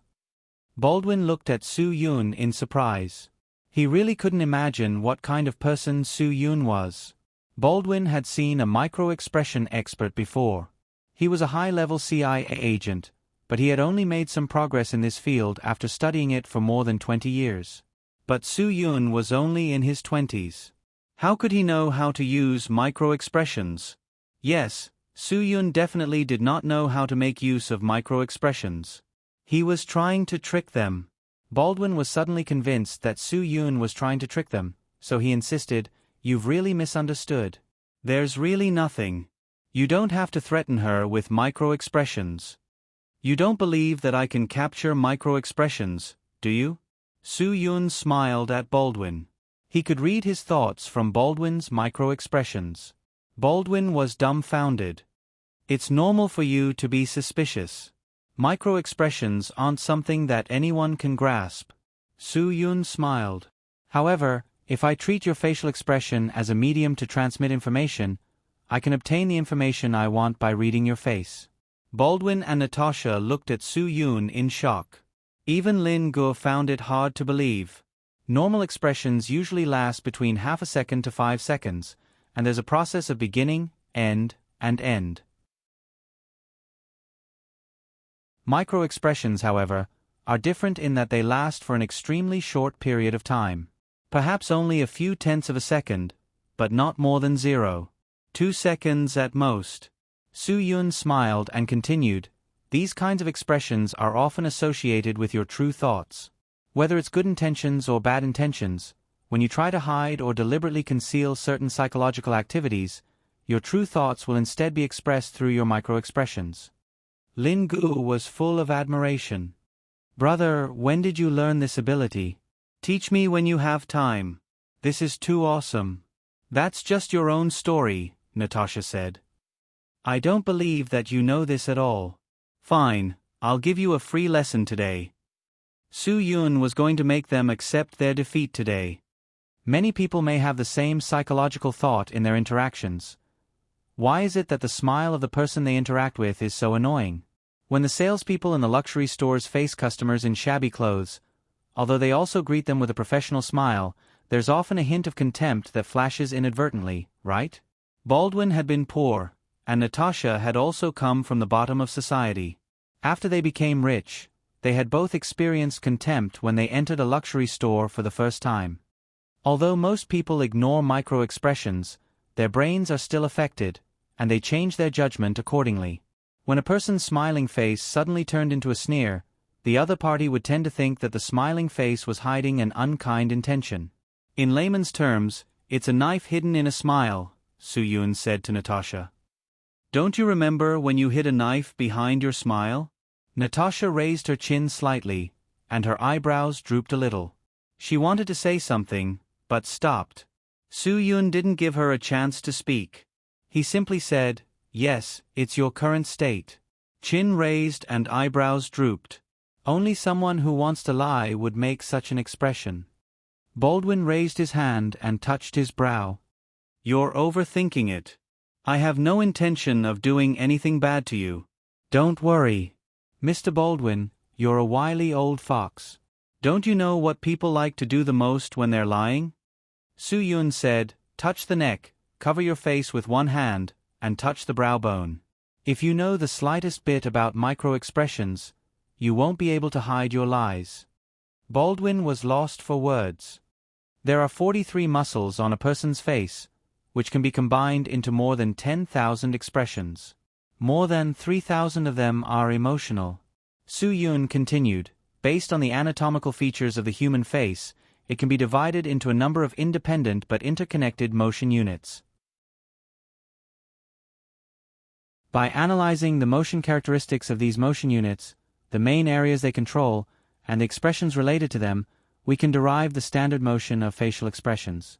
Baldwin shook his head. "If everything is really as simple as you say, wouldn't there be nowhere for everyone to hide from their lies?" "That's right. It's a pity that people's ability to recognize micro-expressions for less than 40 milliseconds is close to zero." Su-Yun said, "But if you extend the duration of micro-expressions for more than 200 milliseconds, people's ability to recognize micro-expressions is almost the same as their ability to recognize regular expressions. Only a small number of people in the world can recognize micro-expressions. They're people with special talents or who've undergone rigorous training," Natasha said. "Most people just make guesses based on their intuition and confidence." Su-Yun nodded. "You're right. The first half of your sentence is correct. It's true that very few people can recognize other people's micro-expressions. However, I'm not making guesses based on my intuition. Brother, there's no need for us to argue with them about that," Lin Gu said. "They won't admit it no matter what. It's fine as long as we know it in our hearts."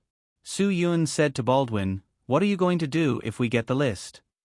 "I'll send you on your way," Baldwin said solemnly. "I mean what I say." "Well, send us on our way. That's a lot of depth." Lin Gu grinned. "Baldwin, where are you sending us? To the Western Paradise?" Baldwin frowned. "If you don't believe me, there's nothing I can do. When you get the list and leave safely, you'll naturally understand. Don't talk nonsense in broad daylight." Su-Yun waved his hand. "How many people are out there? How much equipment do you have? How are you going to deal with us? Tell us the details of your battle plan. What do you want me to say about something that doesn't exist at all?" Baldwin turned hostile. "Natasha, if you make a move here, the people you've set up outside won't be able to help you." Su-Yun said, "Although I don't know how you got in touch with the people here and began to arrange the troops, your methods aren't very clever. You just think that your methods are much better than Courtney's, but that's not the case. There's no difference between the two of you." Natasha's face was expressionless. Now that Su-Yun and Lin Gu had seen through her plan, she had to make changes. If she couldn't get Baldwin out of danger now, everything would become even more complicated. "Okay, since you insist, I'll admit it," Natasha said. "I'll go out now and get everyone to evacuate. You guys can guarantee the boss's safety. Is that okay?" Lin Gu frowned. "You're not going to play some tricks again, are you? Natasha, don't be fooled by how pretty you are. The things you do aren't cute at all."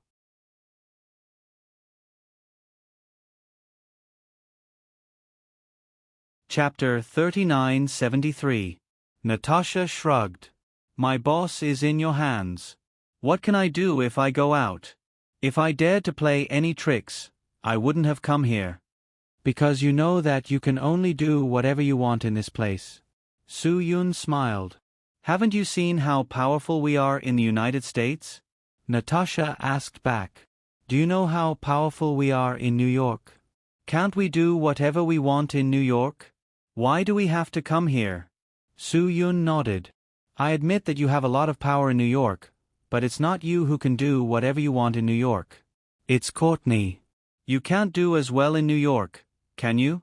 I know very well what kind of people in New York are.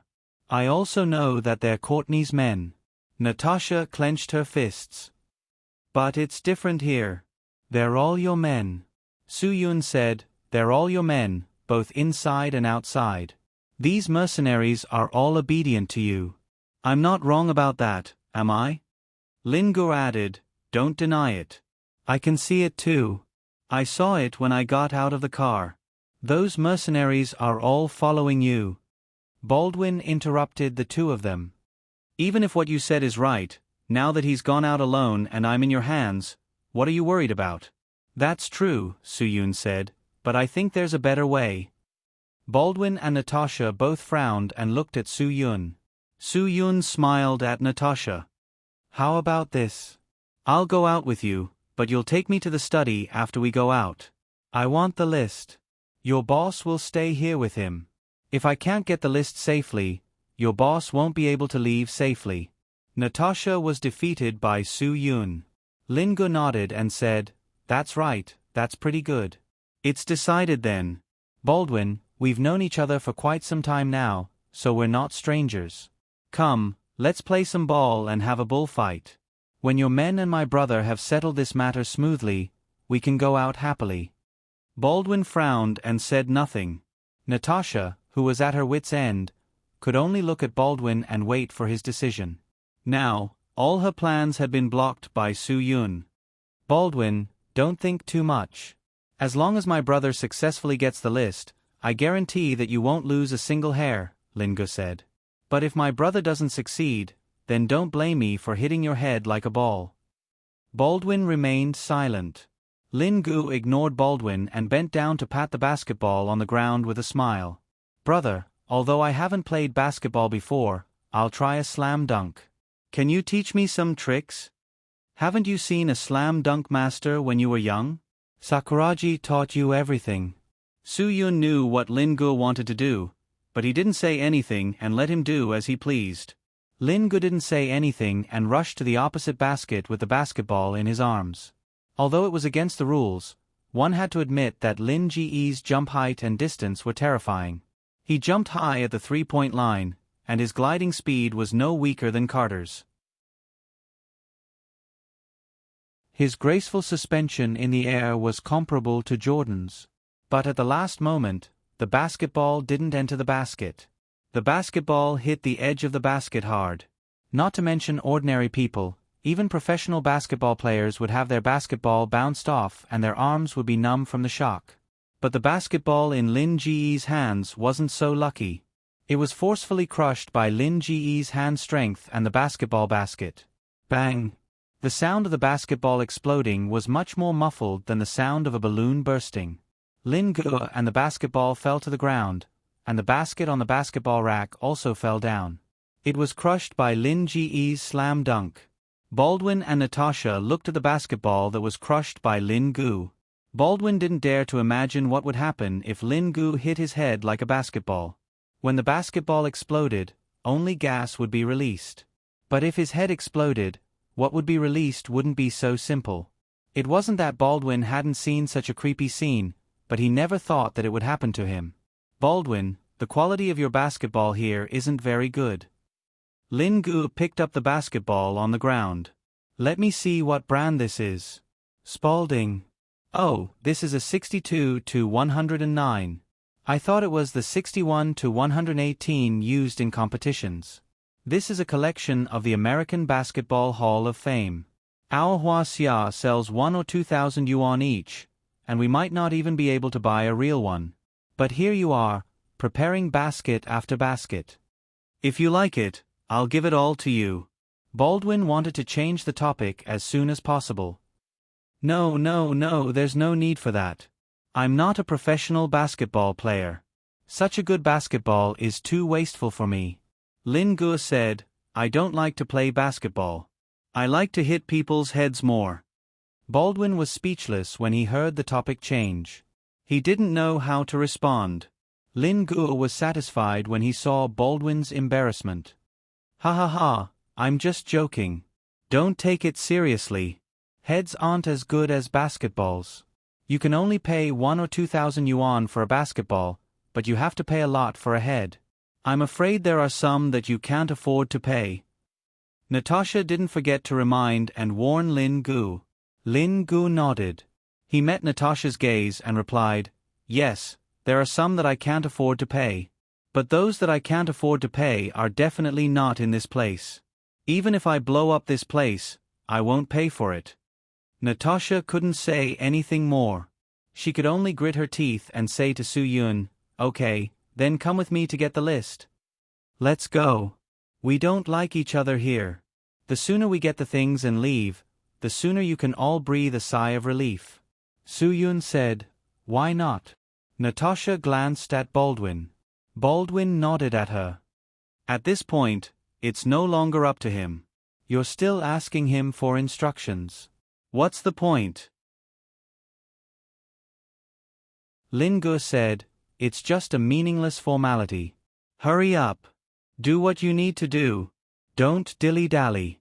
I don't have much patience." Natasha was actually more worried about Lin Guo. According to her understanding of the two, Lin Guo was more impulsive. He didn't have a better view of the big picture than Su Yun. It would be great if Su Yun stayed behind to look after the boss while Lin Guo went with her to get the name list. This way, not only would Natasha not have to worry about the boss's safety, but she could also think of other ways to change the situation. But now, it was impossible. Su Yun's IQ was much higher than Natasha's.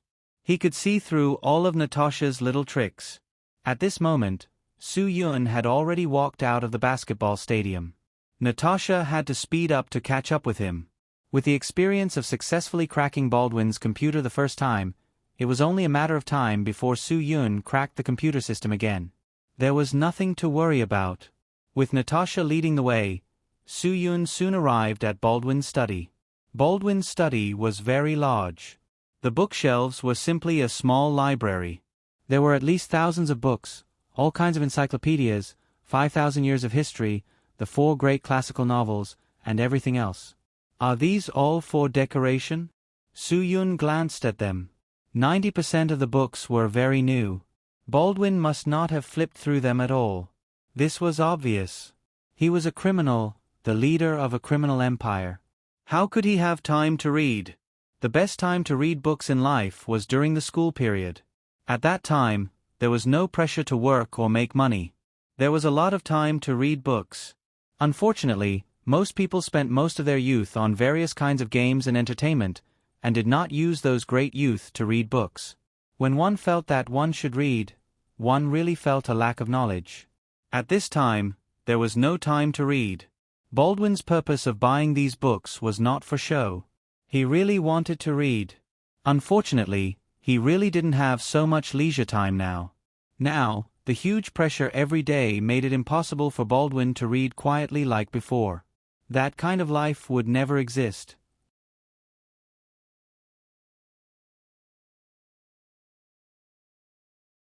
Chapter 3974.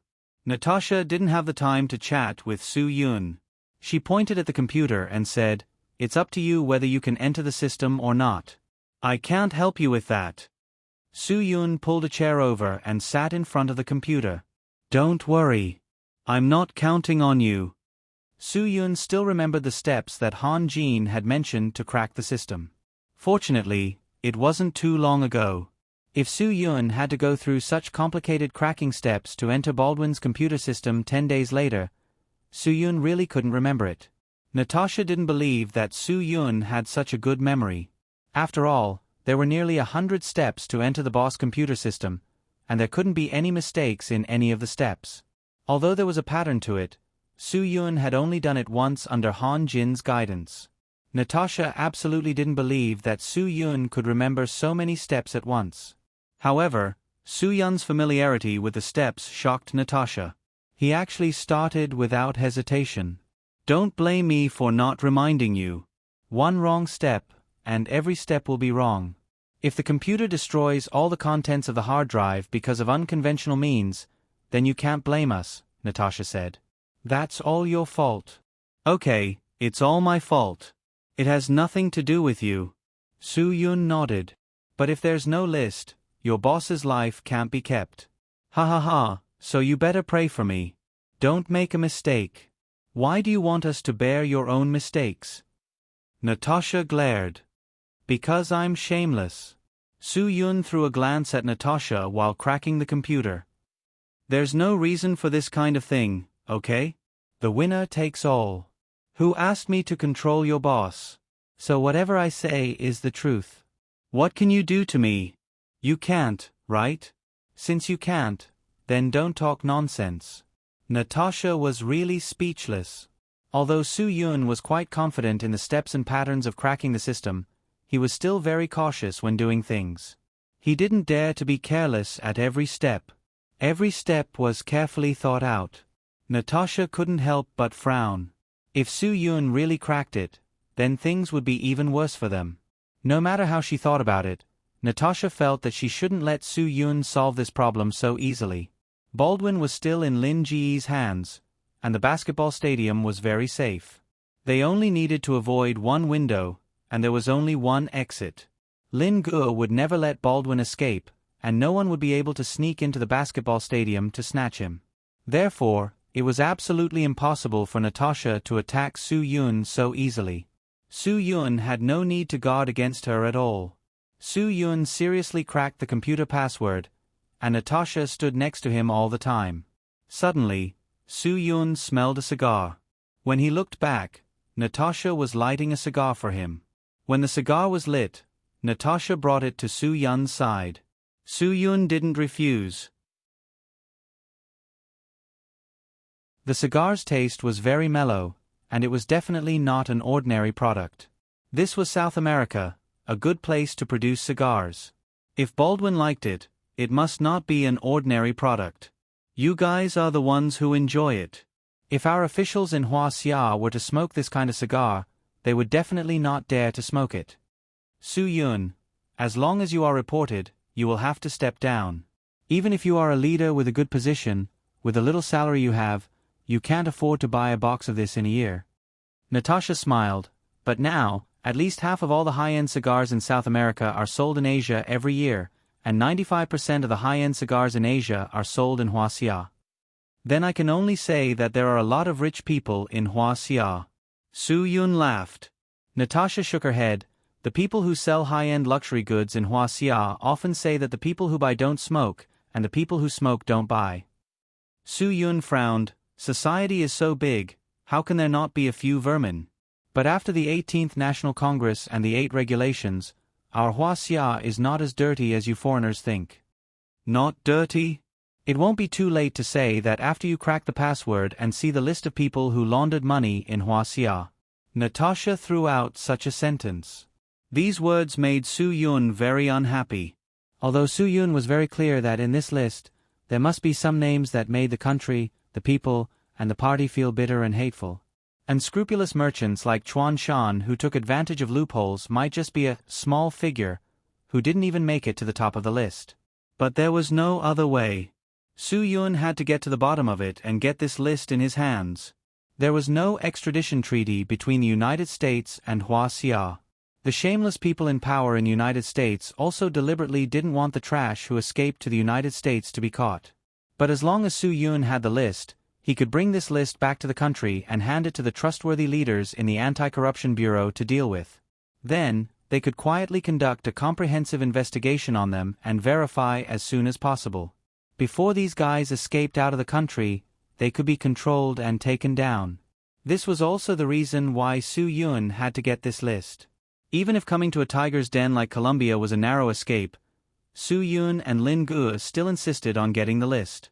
It was for this one purpose: to let those bastards who betrayed the party, the country, and the people all go to hell. Heaven was watching what people did. Those who abused their power for personal gain had to be given an explanation. They had to be given the consequences they deserved. Natasha realized that these words made Soo-yoon's heart waver. It affected Su Yun. She prepared to make a fuss about this topic again. If you see a big shot on this list that you don't even dare to think about, let alone provoke, what will you do? Su Yun knew Natasha's purpose. He smiled and said, I have confidence in those big shots. If it weren't for them, our Hua Xia Anti-Corruption Bureau wouldn't have made such a big fuss. So, I believe that they won't let me down. Natasha reached out and put her hand on Su Yun's shoulder. Her whole body was pressed against Su Yun's back. But as long as you're a human, you have 7 emotions and 6 desires. You know what 7 emotions and 6 desires are? Su Yun was stunned for a moment. Tell me about it. The so-called 7 emotions are joy, anger, worry, longing, sadness, fear, shock, Natasha said. The so-called 6 desires are the eyes, ears, nose, tongue, body, and mind. Am I right? That's right. You're right. Humans do have emotions and desires. That's why those who have done things they shouldn't do will feel fear and shock when they're caught. Only then will they know what sadness is. Natasha pressed harder against Su Yun's back. Then, don't you feel the 6 desires now? With you doing this, if I still say that I don't feel it, then it's too much nonsense. Su Yun, but although humans have 6 desires, there's also something called willpower. A person without willpower can't be considered a human. I admit that as long as you want, you can make my eyes, ears, nose, tongue, body, and even mind feel desire. I don't deny that I have 6 desires. Then what are we waiting for? There's no one here. It doesn't matter what we do. Natasha continued to try to shake Su Yun's heart. Su Yun reached out and patted Natasha's plump buttocks. He laughed and said, I even have desire for mind now. All the 6 desires have been stimulated by you. Natasha thought, is there a need to say it? My charm is not something you men can resist. All the men in the world are the same. They can't control their pursuit of desire. This is the unchanging truth. But just when Natasha wanted to go further and reach into Su Yun's pants, Su Yun pushed her away without hesitation. I know that if I do this, people will scold me for not being a man, for being a eunuch, for being a monk, and for being sick. Su Yun smiled. But I'm such a person. I'm a person with willpower, not a bastard without willpower. Natasha looked at Su Yun in shock. She really couldn't believe that there was a man who could push her away. All this seemed to make Natasha unable to believe. Su Yun pushed her away once on the plane, but that was because there were outsiders present. But now, there were only the 2 of them in this room.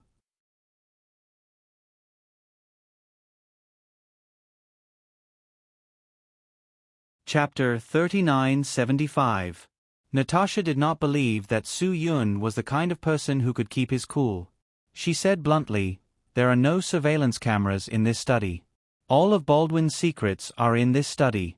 You don't have to worry about anything. As long as we don't go out, no one will ever come to this room to look for us. I don't agree with that. Su Yun continued to crack the computer system. If I can't go back in a few hours, my brother will be worried. A few hours? Natasha smiled and said, my dear, if you can last a few hours in my hands, that would be amazing. I don't even dare to think about it. I can guarantee that no matter how strong you are, I can disarm you in 10 minutes. We are not talking about the same thing, are we? Su Yun frowned. This is such a complicated system. It will take at least 1 or 2 hours to crack it. What are you talking about? Why can't I understand? Then, you crack your system. I will do what I should do. Natasha tried to take it one step further. However, Su Yun raised her hand and blocked her. I say, Natasha, save it. Can't you just give up on this idea? I don't have time to waste with you. Just go do what you are supposed to do. Don't rub against me. I am not the one who will lose out. No one will know what you are doing with me here. What are you worried about? Natasha frowned and said, don't tell me you don't want a woman who comes knocking on your door? Although I would be a bastard if I don't take advantage of you, It depends on the time and the situation. Su-Yun pushed Natasha away again. It also depends on the mood, the environment, and most importantly, the person. I am the champion of a beauty pageant. Is that not enough to serve you? Natasha could not accept the fact that she had been rejected by this man so many times. Are you that unwilling to look me in the eye? Champion of a beauty pageant. Su-Yun laughed. That's amazing. A beauty pageant champion is amazing. Do you know that in Huaxia, there are beauty pageants every day? There are hundreds or even thousands of beauty pageants every year. Natasha was stunned. Miss International, Miss City, Miss Super, Miss Bikini, Miss Universe, Miss Tourist. There are all kinds of misses. To be honest, I really can't remember. I only remember one thing. They are all misses. Su-Yun, do you know the other meaning of miss in Huaxia? Natasha nodded. Of course I do. It also means a lady from a rich family. Is that all you know about Huaxia culture? Su-Yun was amused. You won't understand anything I tell you. You don't have to talk to me about Huaxia culture. I know it very well, because Huaxia people like to use the term miss from a rich family to describe girls with money and status, Natasha said. I know that very well. Su-Yun nodded. That's right. Do you know how many nightclubs or saunas there are in Huaxia? In Huaxia, there are not only young ladies from wealthy families, there are also young ladies from the celestial world and young ladies from the golden splendor. Natasha was completely dumbfounded. Young lady from the golden splendor has two other meanings. Do you understand? Do you know what the golden splendor is? Su-Yun shook his head. It's the kind with gold lining. It's expensive, dirty, and yellow. It's called the golden dirty yellow. Natasha didn't understand what Su-Yun was talking about at all, but her intuition told her that the young ladies Su-Yun was talking about were those women in the messy red light district. I'm a real beauty pageant champion. I'm different from those women you're talking about. Natasha denied that she was the same as those women Su-Yun was talking about. Su-Yun continued to crack the computer system. Don't talk to me about beauty pageants. In my eyes, beauty pageants are things that should be completely cancelled and not allowed to be held. Let alone beauty pageants now, even if it was in ancient times, it could only be regarded as a wild chicken competition. Aren't the ones who make it to the end all the wild chickens that the leaders and sponsors use unspoken rules to change their rankings? To put it bluntly, beauty pageants these days were a kind of industrialization. It was a tool for profit and personal gain. This kind of beauty pageant, from the early publicity to the process of marketing, and then to the later operations, would be run by a professional organization. The investors only needed to invest a certain amount of money. The so-called beauty pageant was like choosing a mistress. It would be strange if unspoken rules didn't happen. Those bullshit beauty pageants lacked standards. The corresponding supervision measures were not perfect. Holding a beauty pageant only needed a pimp company to lead the operation, plus a few partner organizations, and some bullshit celebrities to act as judges. Don't ask what a pimp company was. If there was a pimp company, then there was a pimp company. It wasn't strange. Natasha shook her head and denied it. Participating in a beauty pageant, holding a dazzling trophy on the tea stage, receiving endless flowers and applause, is the life dream of many beautiful young girls. How can you say that? It would be great if it was like what you said. I also hope it is like what you said. But I only know that behind the flowers and applause, there are frightening unspoken rules and dark secrets, and there are also souls and bodies that have been polluted by the stench of money and lust. Su-Yun said disdainfully, a beauty pageant is nothing more than the tears of a beauty who stinks of money and lust. What do you think the judges do? Su-Yun was not angry when the judges were not mentioned. Now that the judges were mentioned, Su-Yun was even angrier. The judges are so-called artists, invited by the organizers from all over the world. Bullshit experts, scholars, who don't have any academic knowledge. They are just puppets that were hired with a small amount of money. They are just sacred decorations in front of this kind of rubbish competition. Although Su Yun had never been a judge, he had heard from Zhua Meiyan that she was invited to be a judge in this kind of competition, but she didn't have the time. And that competition was organized by a powerful organizer, a company with business connections. Zhua Meiyan had no choice but to arrange for her brother to be a judge. As a result, the judges did not need to use their brains to judge the contestants.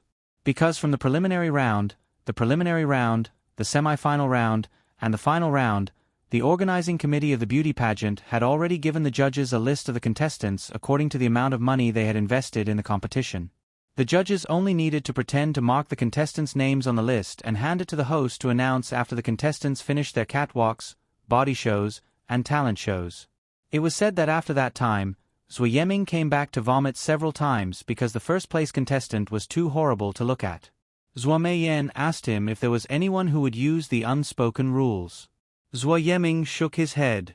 This contestant didn't use the unspoken rules to get to the top. This contestant relied on her father, because his father was the biggest sponsor of this competition. Later on, a few of the young ladies who had been hiding from various leaders and sponsors for 10 days to half a month in hopes of winning the competition were almost driven mad. This was the dirty thing behind the beauty pageant, the unknown disgusting thing. Okay, I won't argue with you. Natasha shook her head. Don't tell me that your foreign beauty pageants are clean. To put it bluntly, you were able to get first place in the beauty pageant because you have your own qualifications. But I can guess with my ass that Baldwin was probably your biggest sponsor during the competition, right? Su Yun, if you can't win, then don't waste your breath. With your initiative, how clean can you be compared to those girls who sell their bodies casually? Natasha's face darkened. Of course, she was much cleaner. She would only let those high and mighty people touch her. Those lowly people at the bottom and middle couldn't even think about it. She was a goddess in those people's hearts that they could never touch. She was a goddess that they only dared to look at from afar and could never touch. But this woman who thought of herself as a goddess was worthless in Su Yun's eyes. Su Yun's words made Natasha feel like she was worthless. She even started to doubt her own life. These words stunned Natasha for a long time, but she quickly denied it. She told herself that it wasn't like that. Su Yun was just putting on a sanctimonious facade. She still didn't do enough. Natasha believed that as long as she did enough, she would definitely be able to get Su Yun. There was no man in this world that she couldn't get, unless it was a man with a disability. Otherwise, she would definitely be able to get him. Natasha believed in her methods. She told herself over and over again that Su Yun was struggling in his last moments. A dying person would still have a final radiance of the setting sun. The more resolute Su Yun was in rejecting her, the more likely it was that he was on the verge of being unable to resist the temptation of the 6 desires.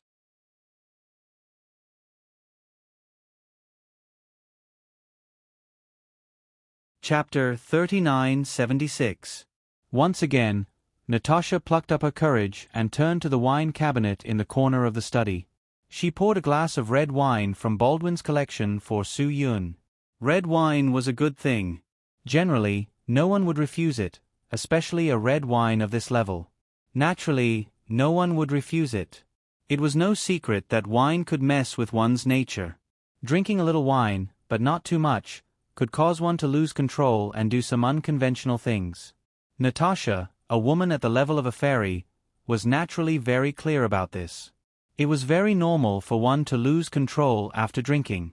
Regardless of whether one was a man or a woman, one could lose control because of alcohol. Drinking red wine was more likely to make men and women impulsive. Compared to those who were fond of other types of wine, red wine was more impulsive. In many people's eyes, red wine had a bright color and was romantic. It was definitely a natural aphrodisiac. It was common knowledge that romantic nights in movies often started with red wine. Of course, there was an even more powerful type of wine, which was absinthe. However, there was no absinthe here. Baldwin didn't like to drink it. However, Baldwin would often let Natasha drink some absinthe. Shakespeare had a play called The Merry Wives of Windsor. There was a mention of absinthe in this play. It was a type of green and sweet wine extracted from wormwood and added with various herbs. The alcohol content was at least 50%, and some could even reach 70%. It was said that putting wormwood under one's pillow had the effect of stimulating one's desire. It was also very effective in dispelling diseases that caused men to be impotent. As absinthe had a seductive transparent green color and a certain hallucinogenic component, it was the favorite of unconventional artists. In fact, it was quite good to treat drinking absinthe as a romantic encounter rather than just drinking normally.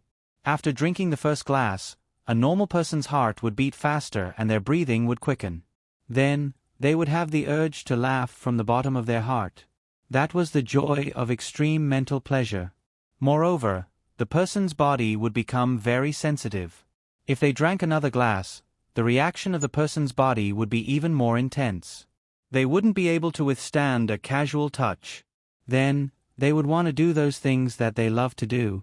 Moreover, it would become uncontrollable. It would definitely bring about an unforgettable night. Have a drink. Natasha handed the glass of red wine to Su Yun. Su Yun saw through Natasha's intention at a glance. You want me to drink some wine and then lose my mind? Don't bother, I can hold my liquor well. I don't mean anything else.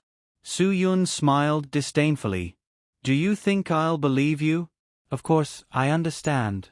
If I were you, I would do the same. If I wanted you to make a mistake, I would pour you a glass of truffle wine. Truffle wine. Natasha was stunned. Wine made from truffles.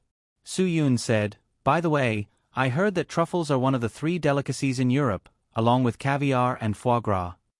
Natasha nodded. Yes, truffles are so expensive that they only appear on the tables of nobles to attract women. But do you know the fastest way to find Song Lu? Su Yun asked. Natasha shook her head. Of course I don't know. I don't do this for a living. Use a sow. Su Yun. People in France like to use a sow as an assistant in harvesting black truffles because a sow has an extremely sensitive sense of smell. They can smell truffles buried 30 centimeters underground from 6 meters away. I've heard of dogs and bears having sensitive noses, but this is the first time I've heard of a sow having a sensitive sense of smell. Natasha shook her head in disbelief. Yes, the noses you speak of are very sensitive. But the smell of truffles is very similar to the smell of a male pig, which can arouse a sow's desire and impulse. It's the smell of dirty bed sheets, garlic, musk, and even the white liquid that Japanese women like to drink. That's the unique smell of truffles. Su Yun. That's why a sow is especially sensitive to this smell. Natasha was stunned for a moment before she realized that Su Yun was indirectly calling her a sow. Don't misunderstand. I'm not scolding you, because truffle wine can really attract women. Su Yun, I definitely didn't mean to compare you to a sow. Don't misunderstand. Although I don't like you, I won't humiliate you in this way. Natasha's face darkened and she didn't speak for a long time. Even if she tried everything to seduce Su Yun's current reaction didn't interest her at all. The progress of cracking the computer system was already 25%. Su Yun was very focused and directly ignored the angry and embarrassed Natasha. In the basketball stadium, Lin Gu took a new basketball and said to Baldwin, Let's play for a while. We have nothing to do anyway. Baldwin wasn't in the mood. He shook his head. My body doesn't allow it. It's just a game of basketball. It's not like I'm asking you to seriously play with your body. You definitely can't do that.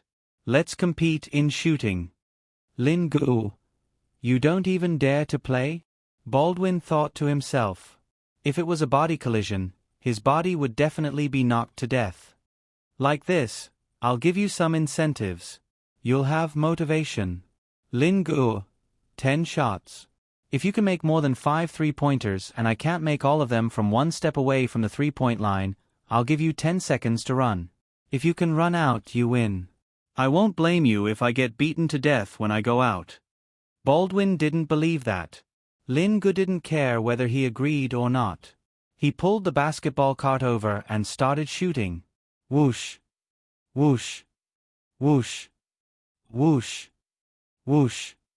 Lin Gu actually hit 9 shots in a row. Baldwin's jaw almost dropped.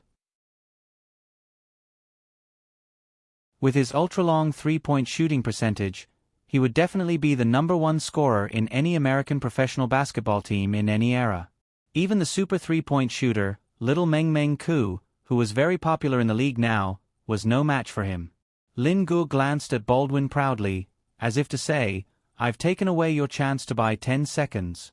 But because of this pride, Lin Ge's last shot hit the back edge of the basketball basket. It was slightly off course and bounced out of the basket. It was really a pity. Lin Gu couldn't help but sigh and wave his fist. He almost hit all of them. Baldwin looked at him with a surprised face. "You said you don't know how to play basketball?" "Yeah," Lin Gu said. He had never played basketball, but he had practiced all kinds of shooting from 100 paces away skills. He had prepared his own skill bag for shooting from 100 paces away. Baldwin shook his head. "That's impossible." "What's the point of lying to you?" Lin Gu asked back. "I didn't hit all of them. The opportunity is in your hands. Do you want to seize the opportunity or just give up?" Baldwin, who originally didn't intend to bet with Lin Gu, was stunned. Although he didn't know if Lin Gu would go back on his word, there would be no chance at all if he gave up. With this thought in mind, Baldwin actually nodded his head as if he was possessed. Lin Gu waved his hand and motioned for him to hurry up. Baldwin pushed the basket cart to the three-point line. He hadn't played basketball for so many years, and he had long lost his sense of basketball. But after all, he still loved basketball, so there was a special sense of familiarity when he grabbed it. Although Baldwin was no longer young and hadn't played basketball for a long time, his shooting posture was still very standard. Clang! The first ball hit the front of the basketball basket. The bullet flew out of the basket. Baldwin couldn't help but show disappointment on his face. Then, Baldwin threw the second ball. Clang! The basketball bounced out of the basket again. Baldwin's face was expressionless. There were only 5 chances to miss, and he had already wasted 2. Baldwin wasn't in a hurry after that. He took a deep breath, adjusted his shooting arc, and shot for the 3rd time. However, there was another clanging sound. The 3rd ball didn't go in again.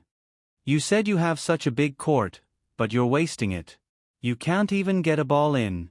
Lin Gu was speechless. With this level of skill, Baldwin still had the nerve to say that he loved basketball. What nonsense. Baldwin ignored Lin Gu. Then, he seemed to have found the feeling of shooting. Because of his short stature, he played as a guard in the past and practiced the most outside scoring. Because of his height, it was too easy for him to be blocked when he entered the three-point line. Whoosh! Whoosh! Whoosh! Baldwin, who had found the feeling, actually threw in 3 three-pointers in a row. Lin Gu really regretted making fun of him. Now he had lost all his luck. Sigh.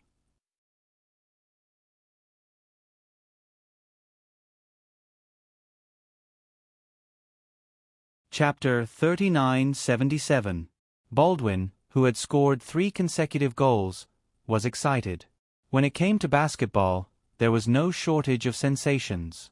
Moreover, this was not a real battle, and the defender was not involved. It was normal to find the rhythm and score continuously. However, Baldwin's emotional fluctuations caused the next ball to bounce out of the basket. The slight interruption also completely affected Baldwin's touch. In order to not lose his touch, Baldwin once again made a hasty shot. With a clang, he missed again. This time, Baldwin immediately stopped his continuous actions and dribbled a few times in an attempt to find the rhythm. "There are still 2 chances. If you score both, I'll give you 10 seconds to escape. Don't waste it." Lin Gu smiled. "You must seize the opportunity. Who knows, maybe you can escape in these 10 seconds. Then you'll have a new lease on life. Am I betting big enough?" Baldwin wiped the sweat from his palms on his pants. The bet was big enough. Unfortunately, he did not have the confidence to seize the opportunity. And even if he could seize the opportunity and buy 10 seconds to escape, would Lin Gu really fulfill his promise? Baldwin was skeptical. If they let him escape, it meant that they had put him in a huge threat. Give me some time. After all, I haven't played in a long time. I'm old and don't have much strength. Even shooting makes me tired. Baldwin wanted to buy time for himself to find the rhythm. Dribbling for a long time would help him find the rhythm as soon as possible. Okay, you're an old man. I respect you. You can do whatever you want. Anyway, this is your home, your court. Lin Gu said, as long as you can make these 2 shots in the end, it's fine. If you miss one, you lose. Don't blame me for not reminding you. Baldwin lowered his head and did not say anything. He continued to find the rhythm. I don't have many strong points, but there is one thing I care about, and that is the issue of integrity. Lin Gu said, I'm a man of my word. You don't have to worry about whether I can keep my promise. I'm not like you guys. Baldwin did not care so much. Let him be. He was in the hands of others, so naturally, he had to listen to what others said. He did not have any autonomy. Suddenly, he felt his hands move. Baldwin actually jumped up with his legs crossed and made a short jump shot from beyond the 3-point line. The trajectory of the ball was very straight, and the basketball entered the net with a whoosh. Good shot. Lin Gu was not stingy with his praise. Derwin, it looks like you really played basketball when you were young. You even know how to shoot a jump shot. Unlike us amateurs, we don't know how to shoot once we jump. I can only stand in place and shoot like a ball. Baldwin was in a good mood after scoring. There was still one more goal, and victory or defeat depended on this last goal. Don't be arrogant, don't be agitated. Calm down and focus on your last shot.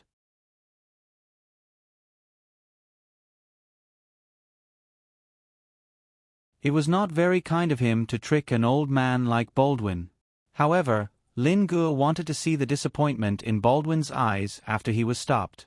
This would give Lin Gu an inexplicable sense of pleasure. Lin Gu had a hobby.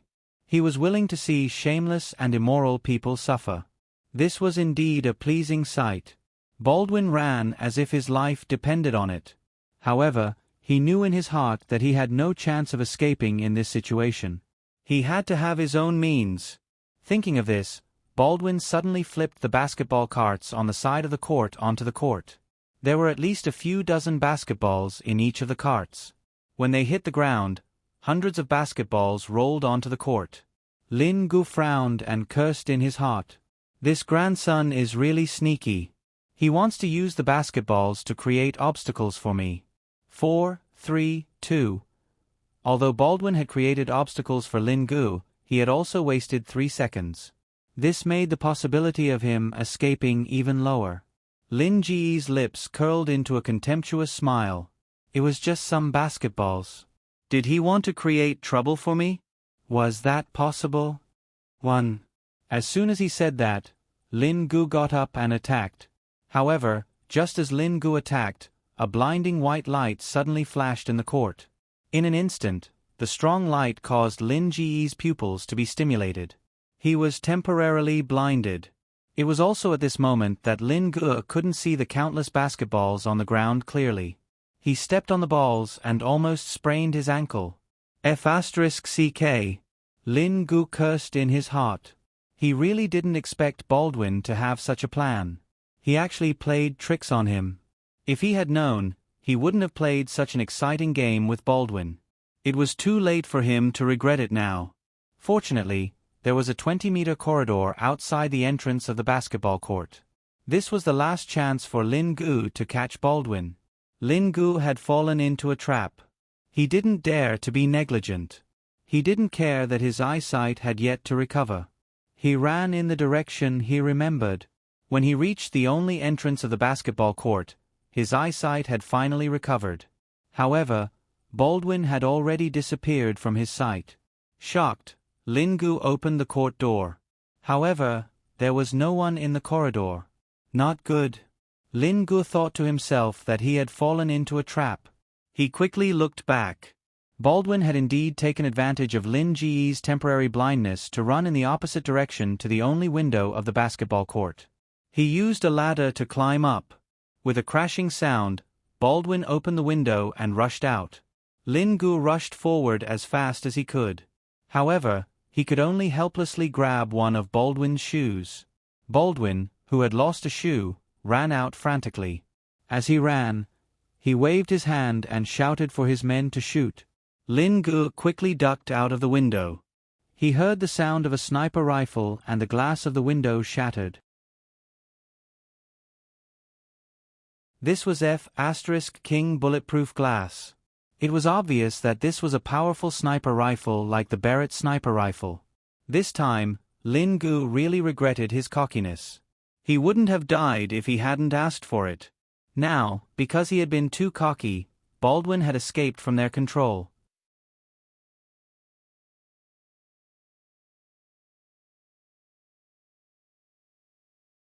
Chapter 3978.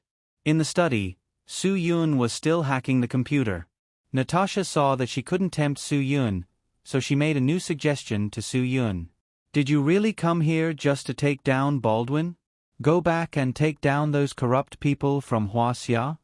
Natasha changed her tone and said to Su Yun, don't you plan to change your way of thinking?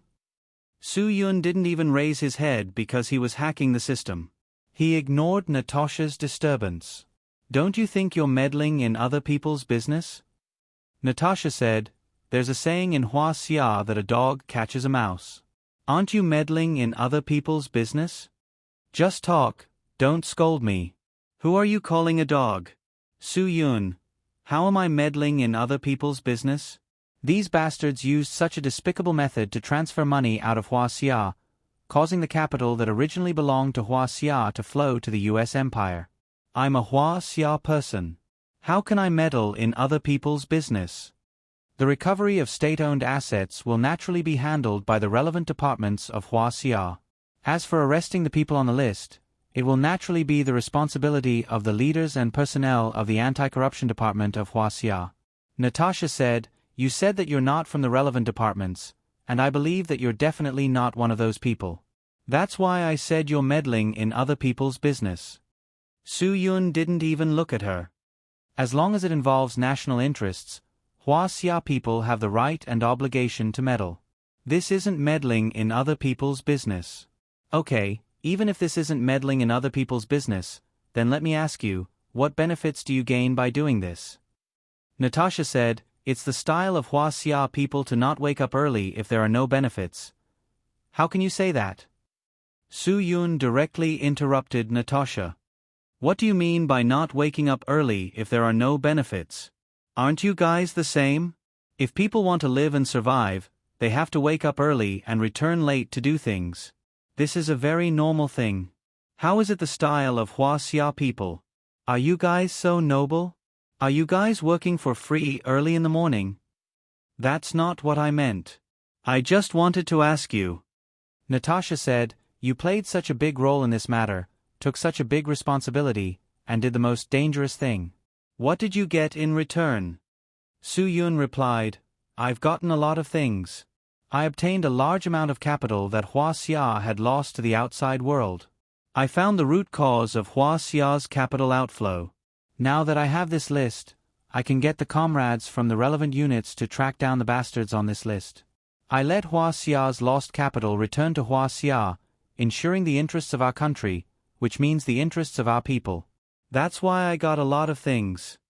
It's not you who benefited. Natasha shook her head. It's your country that benefited. If the country benefits, it's the same as if the people benefit. If the people benefit, it's the same as if I benefit. Su Yun was right. His words were right. If the country was rich, the people would be rich. If the people were rich, they would be in the mood to consume spiritual food, watch movies, and so on. Therefore, Su Yun's words were reasonable whether it was for public or private reasons. Even if the people of your country benefit, what does it have to do with you?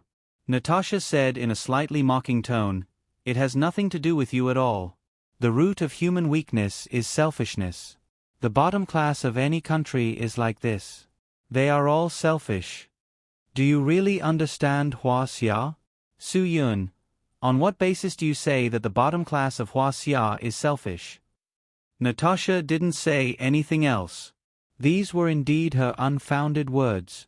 They were the inner feelings that came from what she saw around her. I can tell you very responsibly that it's not what you think it is, Su Yun said. I remember that there was a very great writer in Hua Xia who said, "Pity the misfortune, anger the failure to strive." Natasha said, "Are you talking about the bottom class of Hua Xia?" I admit that Mr. Lu Sun said such a thing. Su Yun, that's because during the slave society era, the poor slaves were bullied. However, the collapse of the slave society was not because of the resistance of the slaves, but because of the rise of the feudal forces. During the feudal society era, the landlords bullied the peasants and enjoyed the fruits of their labor. However, the collapse of the feudal society was not because of the resistance of the peasants. The peasant uprising was just because they wanted to be the emperor. The collapse of the feudal society was actually due to the rise of the bourgeoisie. Natasha said, "It seems that you know that too. Isn't this called selfish?" However, the only story in history where the bottom class of people turned over to become the masters happened to happen in our Hua Xia. Back then, it was our Grandpa Mao and Grandpa Zhou who made the decision for the bottom class of people. Su Yun said, although the older generation of revolutionary leaders were also at fault, at most, 30% of the blame and 70% of the credit. Whether some people admitted it or not, if it weren't for the revolution led by them, the bottom class of people would definitely be even more impoverished now. Although there was a lot of controversy in Hua Xia about some people getting rich first, it had to be admitted that it was better than being poor all the time. At least there were people who could drive the economy, at least there were people who could solve the problem of labor. Although the vast majority of ordinary people were not rich, at least they didn't have to go hungry. Hua Xia was already very good now. Compared to the past, how many people lived in buildings and how many people drove cars? Su Yun remembered very clearly that when he was very, very young, which ordinary family could afford a car? Those who could afford a car were all big leaders and the bosses of big enterprises. Ordinary people couldn't even think about it. What about now? As long as one wanted to, any family could afford a car. Even if they couldn't afford a Mercedes-Benz or a BMW, they could at least afford a Wuling Hongguang, right? There were even cheaper cars. China's automobile manufacturers had to work harder and earn less for themselves. Their prices were more affordable and don't raise the prices after their cars were popular. This way, the people would support them. Are there no people at the bottom class in Hua Xia now? Natasha asked. Of course. Su Yun did not deny this fact. Middle-aged people in third-tier cities or suburban counties who earned 1,000 or 2,000 a month were engaged in manual labor. They didn't have a decent job. They couldn't even be considered a formal job. There were also lazy people who had nothing to do. These people were considered the bottom class. Not to mention the poor mountainous areas. They were really poor and pitiful. Those at the bottom class were much better off than them. Those at the bottom of society were buried in the bustling cities and suburban counties. They had to bear the pressure of the bottom class. These people lacked education. After all, Hua Xia had only been established for a few years. The education system needed time to build, and to them, education was only a tool to learn how to read and count. They often lacked self-awareness on the spiritual level because they were too tired under the pressure of reality to care about the so-called spiritual level. Su Yun knew very well that these years were the most direct portrayal of the reality of Chinese society. That's right. They were poor and had a hard time. However, most of them were very kind. Most of them knew how to endure. They were the true cornerstone of China. They had never thought of taking advantage of the government and calling for democracy or freedom. They were already grateful to be able to live in affordable housing prepared for the common people and eat a few meals of unsafe food. Why do you have to care about them? Natasha asked. There are more than 1 billion people in Hua Xia. You can't manage them all. You don't have to do so much. If you want, you can give up everything now. You can take over from Baldwin, and everything will be yours. Isn't that good? Me? Su-yun couldn't help but turn around to look at Natasha. This woman was really capable of using all sorts of tricks. If sex could not solve the problem, then she would use money. She dared to use all kinds of methods, and she would even make it a big deal. What she offered was hard to refuse. They were all extremely tempting. What she challenged was one's desire. As long as you agree, I will cooperate with you. As long as you are willing, Natasha said. Su-yun finally cracked the computer system. As he searched for the name list, he said, "Then I'll think about it." Finally, Su-yun found the name list. He took out the USB drive and started to access it. Natasha said, "If you're thinking about it, you don't need this name list." "I haven't thought about it yet." Su-yun shook his head. At this moment, there was a bang outside. The sound of a sniper rifle entered the room. Su-yun and Natasha were both stunned.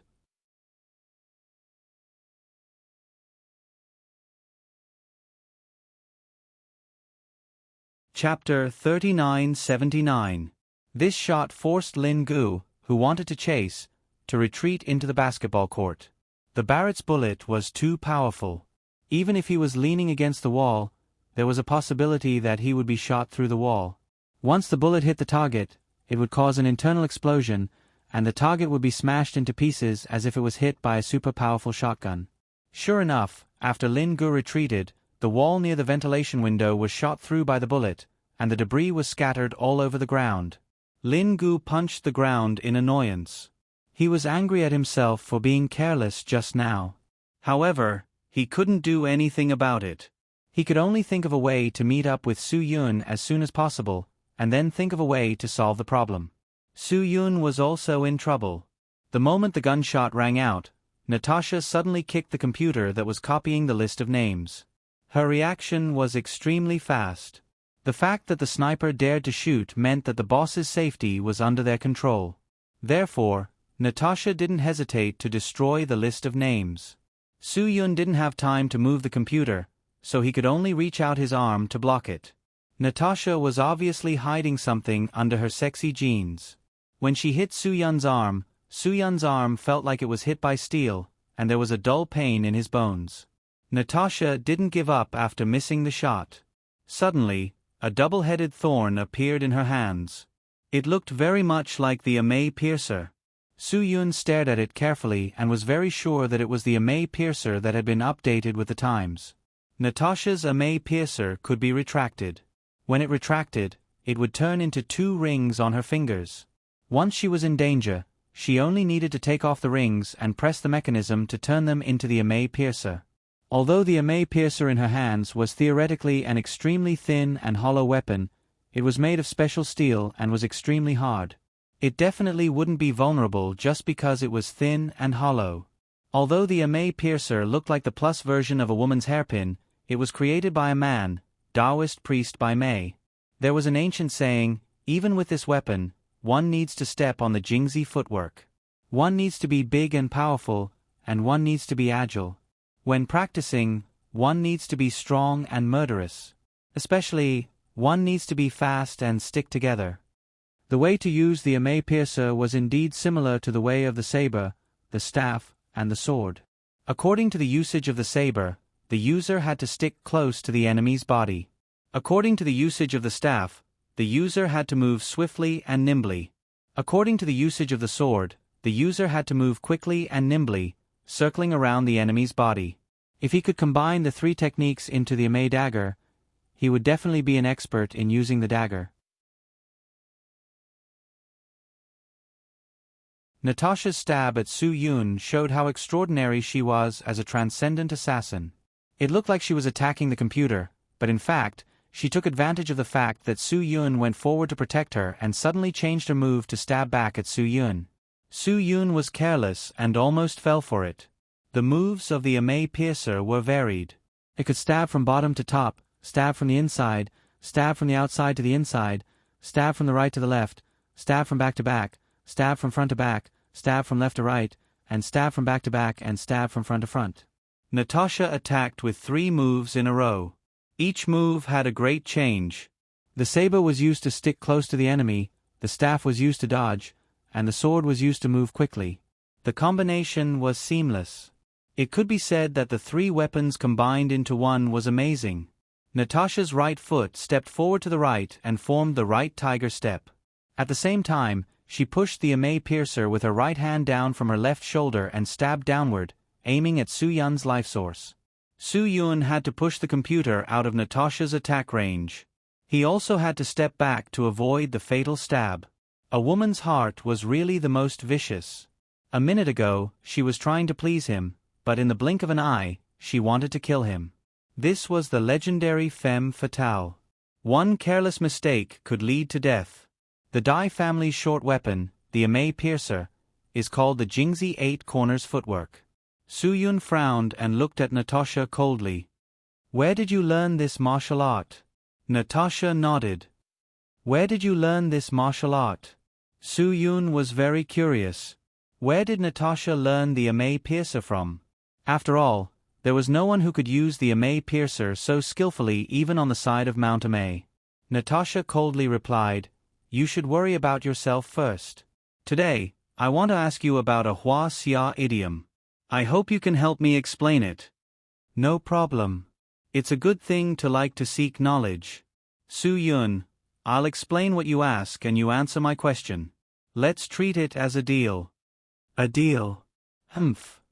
All right." Natasha's voice was sinister and dull. "Then I'll ask, what does the idiom, 'can't escape' mean?" Su Yun gave her a thumbs up. "Good question. The origin of this idiom is Yu Quan Chuan. It originally said that when the San Prince saw that Wushu Jiang had caught up to him, he could not escape and could only wait to be captured. Later on, it became, 'can't escape.' It means that the enemy is heavily surrounded by our army and has no chance to escape." "Oh, so that's how it is." Natasha sneered. "If that's the case, then I can give you the idiom, 'can't escape' today?" "Isn't it inappropriate to give it to me?" Su Yun said. Natasha confidently said, "My people won't shoot easily. They will only shoot you separately when the boss is under absolute protection and is absolutely safe. Who knows, maybe that fake rich second generation has already been shot dead." "Natasha, aren't you too confident in your people?" Su Yun said, "We are quite similar in this aspect. I am also very confident in my people. Even if Baldwin can escape, my people won't be so easily killed by the snipers you arranged." "Is that so?" Natasha aimed the tips of both her wings at Su Yun, ready to attack at any moment. "My confidence is well-founded. I'm afraid your confidence is nonsense. You know quite a lot of idioms," Su Yun said, "but don't show off in front of me. Our Hua Xia language is broad and profound. It's not something that barbarians like you can really understand." Su Yun was deliberately stalling for time. The gunshot proved that Baldwin had escaped, so there was nothing to feel sorry about. Now, what they had to do was to solve the problem. They came here for the list. As long as they could get the list, it was fine.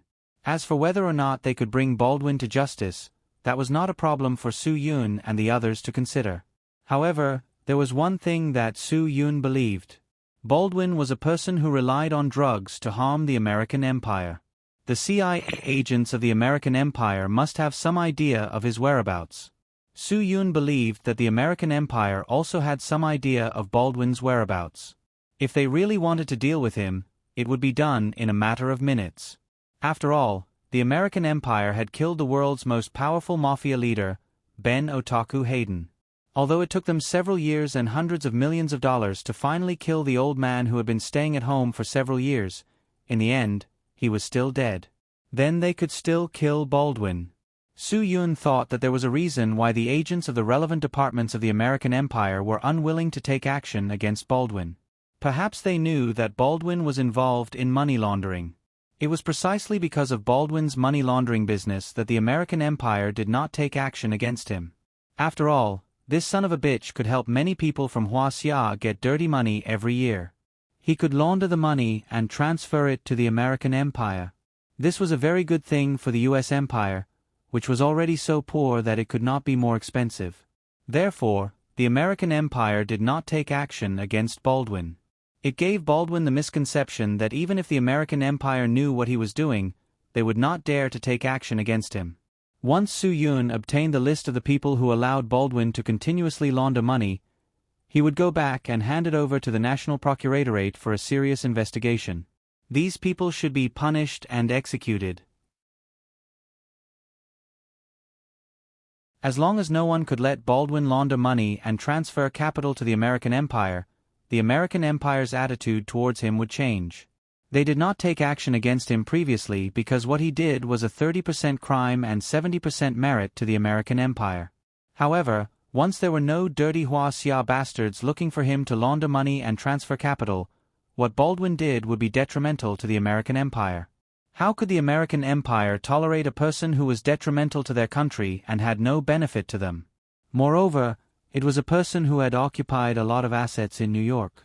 When the time came, the relevant departments of the American Empire would naturally take action against Baldwin. Therefore, Su Yun should not care about Baldwin's matters. Su Yun was too lazy to care. All he wanted was the list. He was stalling for time so that Lin Ge could rush over to help him protect the list on his computer. Because the list had been specially processed, the speed at which it was copied was extremely slow. Baldwin had asked Han Jin to do it because he was worried that a hacker would hack into his computer and find the list to send a copy to blackmail him.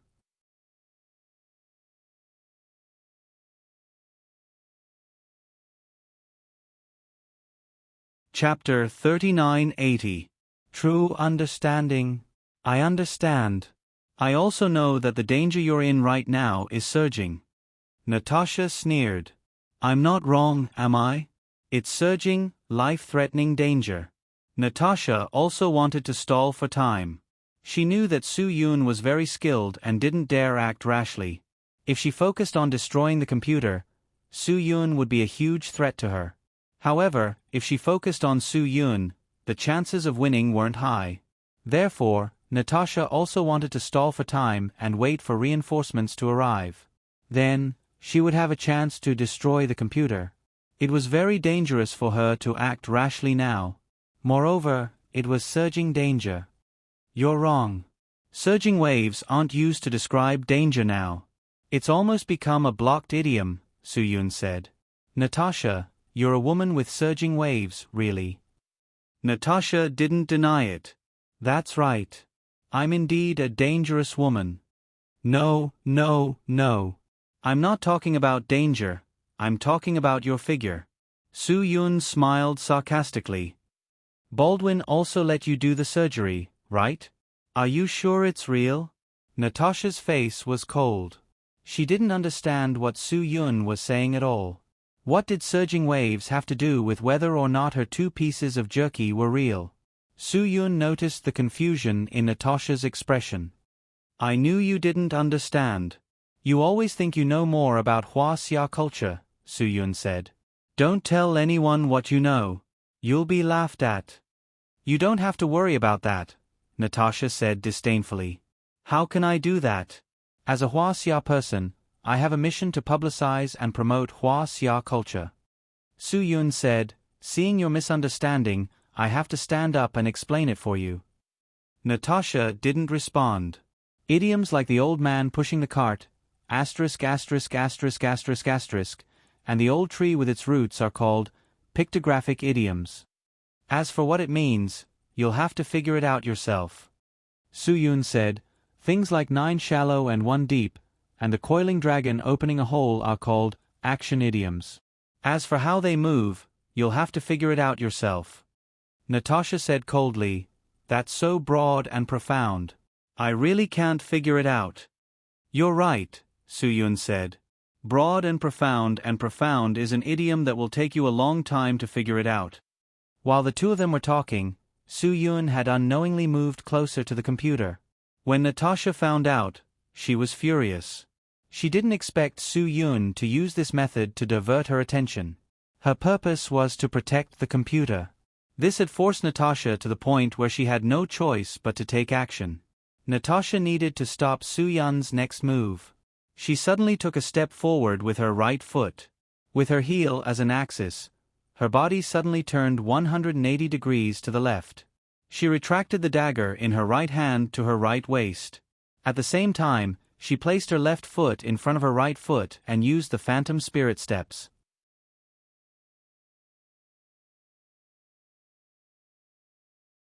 Her left foot stepped forward like a tiger and the dagger in her right hand stabbed toward Su Yun. Her left hand protected her right wrist. What a good move of a snake coming out of its hole. This move of Natasha's was very sudden, and it really caught Su Yun off guard. She could only dodge to the side. The 1 meter advantage he had gained from moving closer to the computer disappeared in the blink of an eye. If it wasn't for the fact that Su Yun was worried that Natasha might take the opportunity to destroy the computer, he would have already attacked her crazily. However, the computer in the room, the wireless network, the power supply, and everything else were things that Su Yun didn't want to be destroyed. The reason he didn't want to destroy them was so that he could smoothly copy the name list to his USB drive. Once Su Yun made a move, he wouldn't care about protecting those things. If the name list was affected, the loss would outweigh the gain. That was why Su Yun had been holding back. Seeing that Su Yun was forced to retreat, Natasha didn't hesitate to move forward. Her left foot stepped forward like a tiger and her right hand stabbed toward Su Yun's lower abdomen. This tiger steps lifting chop was abnormally fast and violent. After Su Yun dodged, the expression on his face was much more serious than before. Natasha, don't be so sneaky. You want to make a move? Su Yun directly exposed this layer of window paper. We are both killing time and waiting for someone. So, there's no need to be so nervous, right? Natasha didn't expect Su Yun to be so direct. You and I both know that if it weren't for the name list on the computer, none of us would be as worried as we are now, Su Yun said. Why don't we all relax and take a gamble to see whose people can get here first? Natasha was stunned. Su Yun's words made her smell the scent of victory. You still think your people will come? Natasha said in a contemptuous tone. Aren't you a little too naive? Su Yun asked back. How am I naive? I think I'm quite good. I'm not naive at all. But you, on the other hand, don't you think you're too arbitrary? Natasha shook her head. I know that you're trying to confuse me. You're trying to make me think that my judgment is wrong. You're trying to make me think that the gunshot does not mean our victory and your defeat, right? That's where you're wrong. I'm definitely not trying to disturb you. I'm doing this out of the goodness of my heart. I want you to have a rational judgment. This is a good thing for you, me, and everyone else. Su Yun said, Don't bite the hand that feeds you. Natasha didn't know who Lu Dongbin was, but she knew that Su Yun was mocking her as a mad dog. You're being kind and being kind? Then I'll be kind and tell you that if the sniper dares to shoot, it means that our boss is safe. Natasha said word by word, I'm very, very sure of that. If our boss is still in danger, they definitely won't dare to shoot. I can guarantee that. Su Yun suddenly changed his words. There's another possibility that you haven't considered. Natasha had no intention of listening to Su Yun's nonsense. She was very sure that everything Su Yun said was just to disturb her mind and make her panic. For this reason, Natasha once again silently affirmed in her heart that the sniper would absolutely listen to her orders. Before the boss was out of danger, or before they could kill both of them at the same time, or before the boss was even a little bit of a potential threat, she absolutely could not shoot. Shooting meant that the boss was out of danger. That must be it. What if Baldwin is dead? Will your sniper shoot the one who killed Baldwin? The smile on Su Yun's face was more than just a threat to Natasha. Natasha was stunned. She had warned herself countless times not to let Su Yun's words disturb her mind. However, Su Yun's words had completely disturbed her mind. That was a possibility that she had never considered. When she was in New York, Natasha was certain that the two men's goal was only the list of names. There was no need for them to hurt Baldwin and put themselves in a greater threat and trouble. That was why Natasha had never considered that they would hurt Baldwin after getting the list of names first. Now that they had yet to get the list of names, how could they possibly make a move against Baldwin? Could it be that all her judgments were wrong? Natasha could not help but question herself. Could it be that their goal was not just the list of names but also to get rid of Baldwin? So, one came to get the list of names while the other silenced him in the basketball stadium. Could all of this be part of their plan? Natasha's mind became unsettled. She knew all too well what the consequences would be if something happened to Baldwin. Everything would become terrible. When that happened, the entire Baldwin group would be in chaos. Without Baldwin's deterrence, Natasha dared not imagine what the 5 drug lords under Baldwin would do. The only thing she was certain of was that once something happened to Baldwin, Columbus would be in complete chaos. New York would be in complete chaos. The U.S. Empire would also launch the harshest attack on them because of the chaos and trouble they had caused. When that happened, no one would be able to reverse the situation. Even though Natasha had always been very confident in her abilities, she knew that she could never solve such a mess. No one could turn the tide in such a situation. No one. Absolutely no one. You're tuning in to the Narrate and Escape YouTube channel. Don't forget to subscribe and join us on this journey to catch the most captivating stories.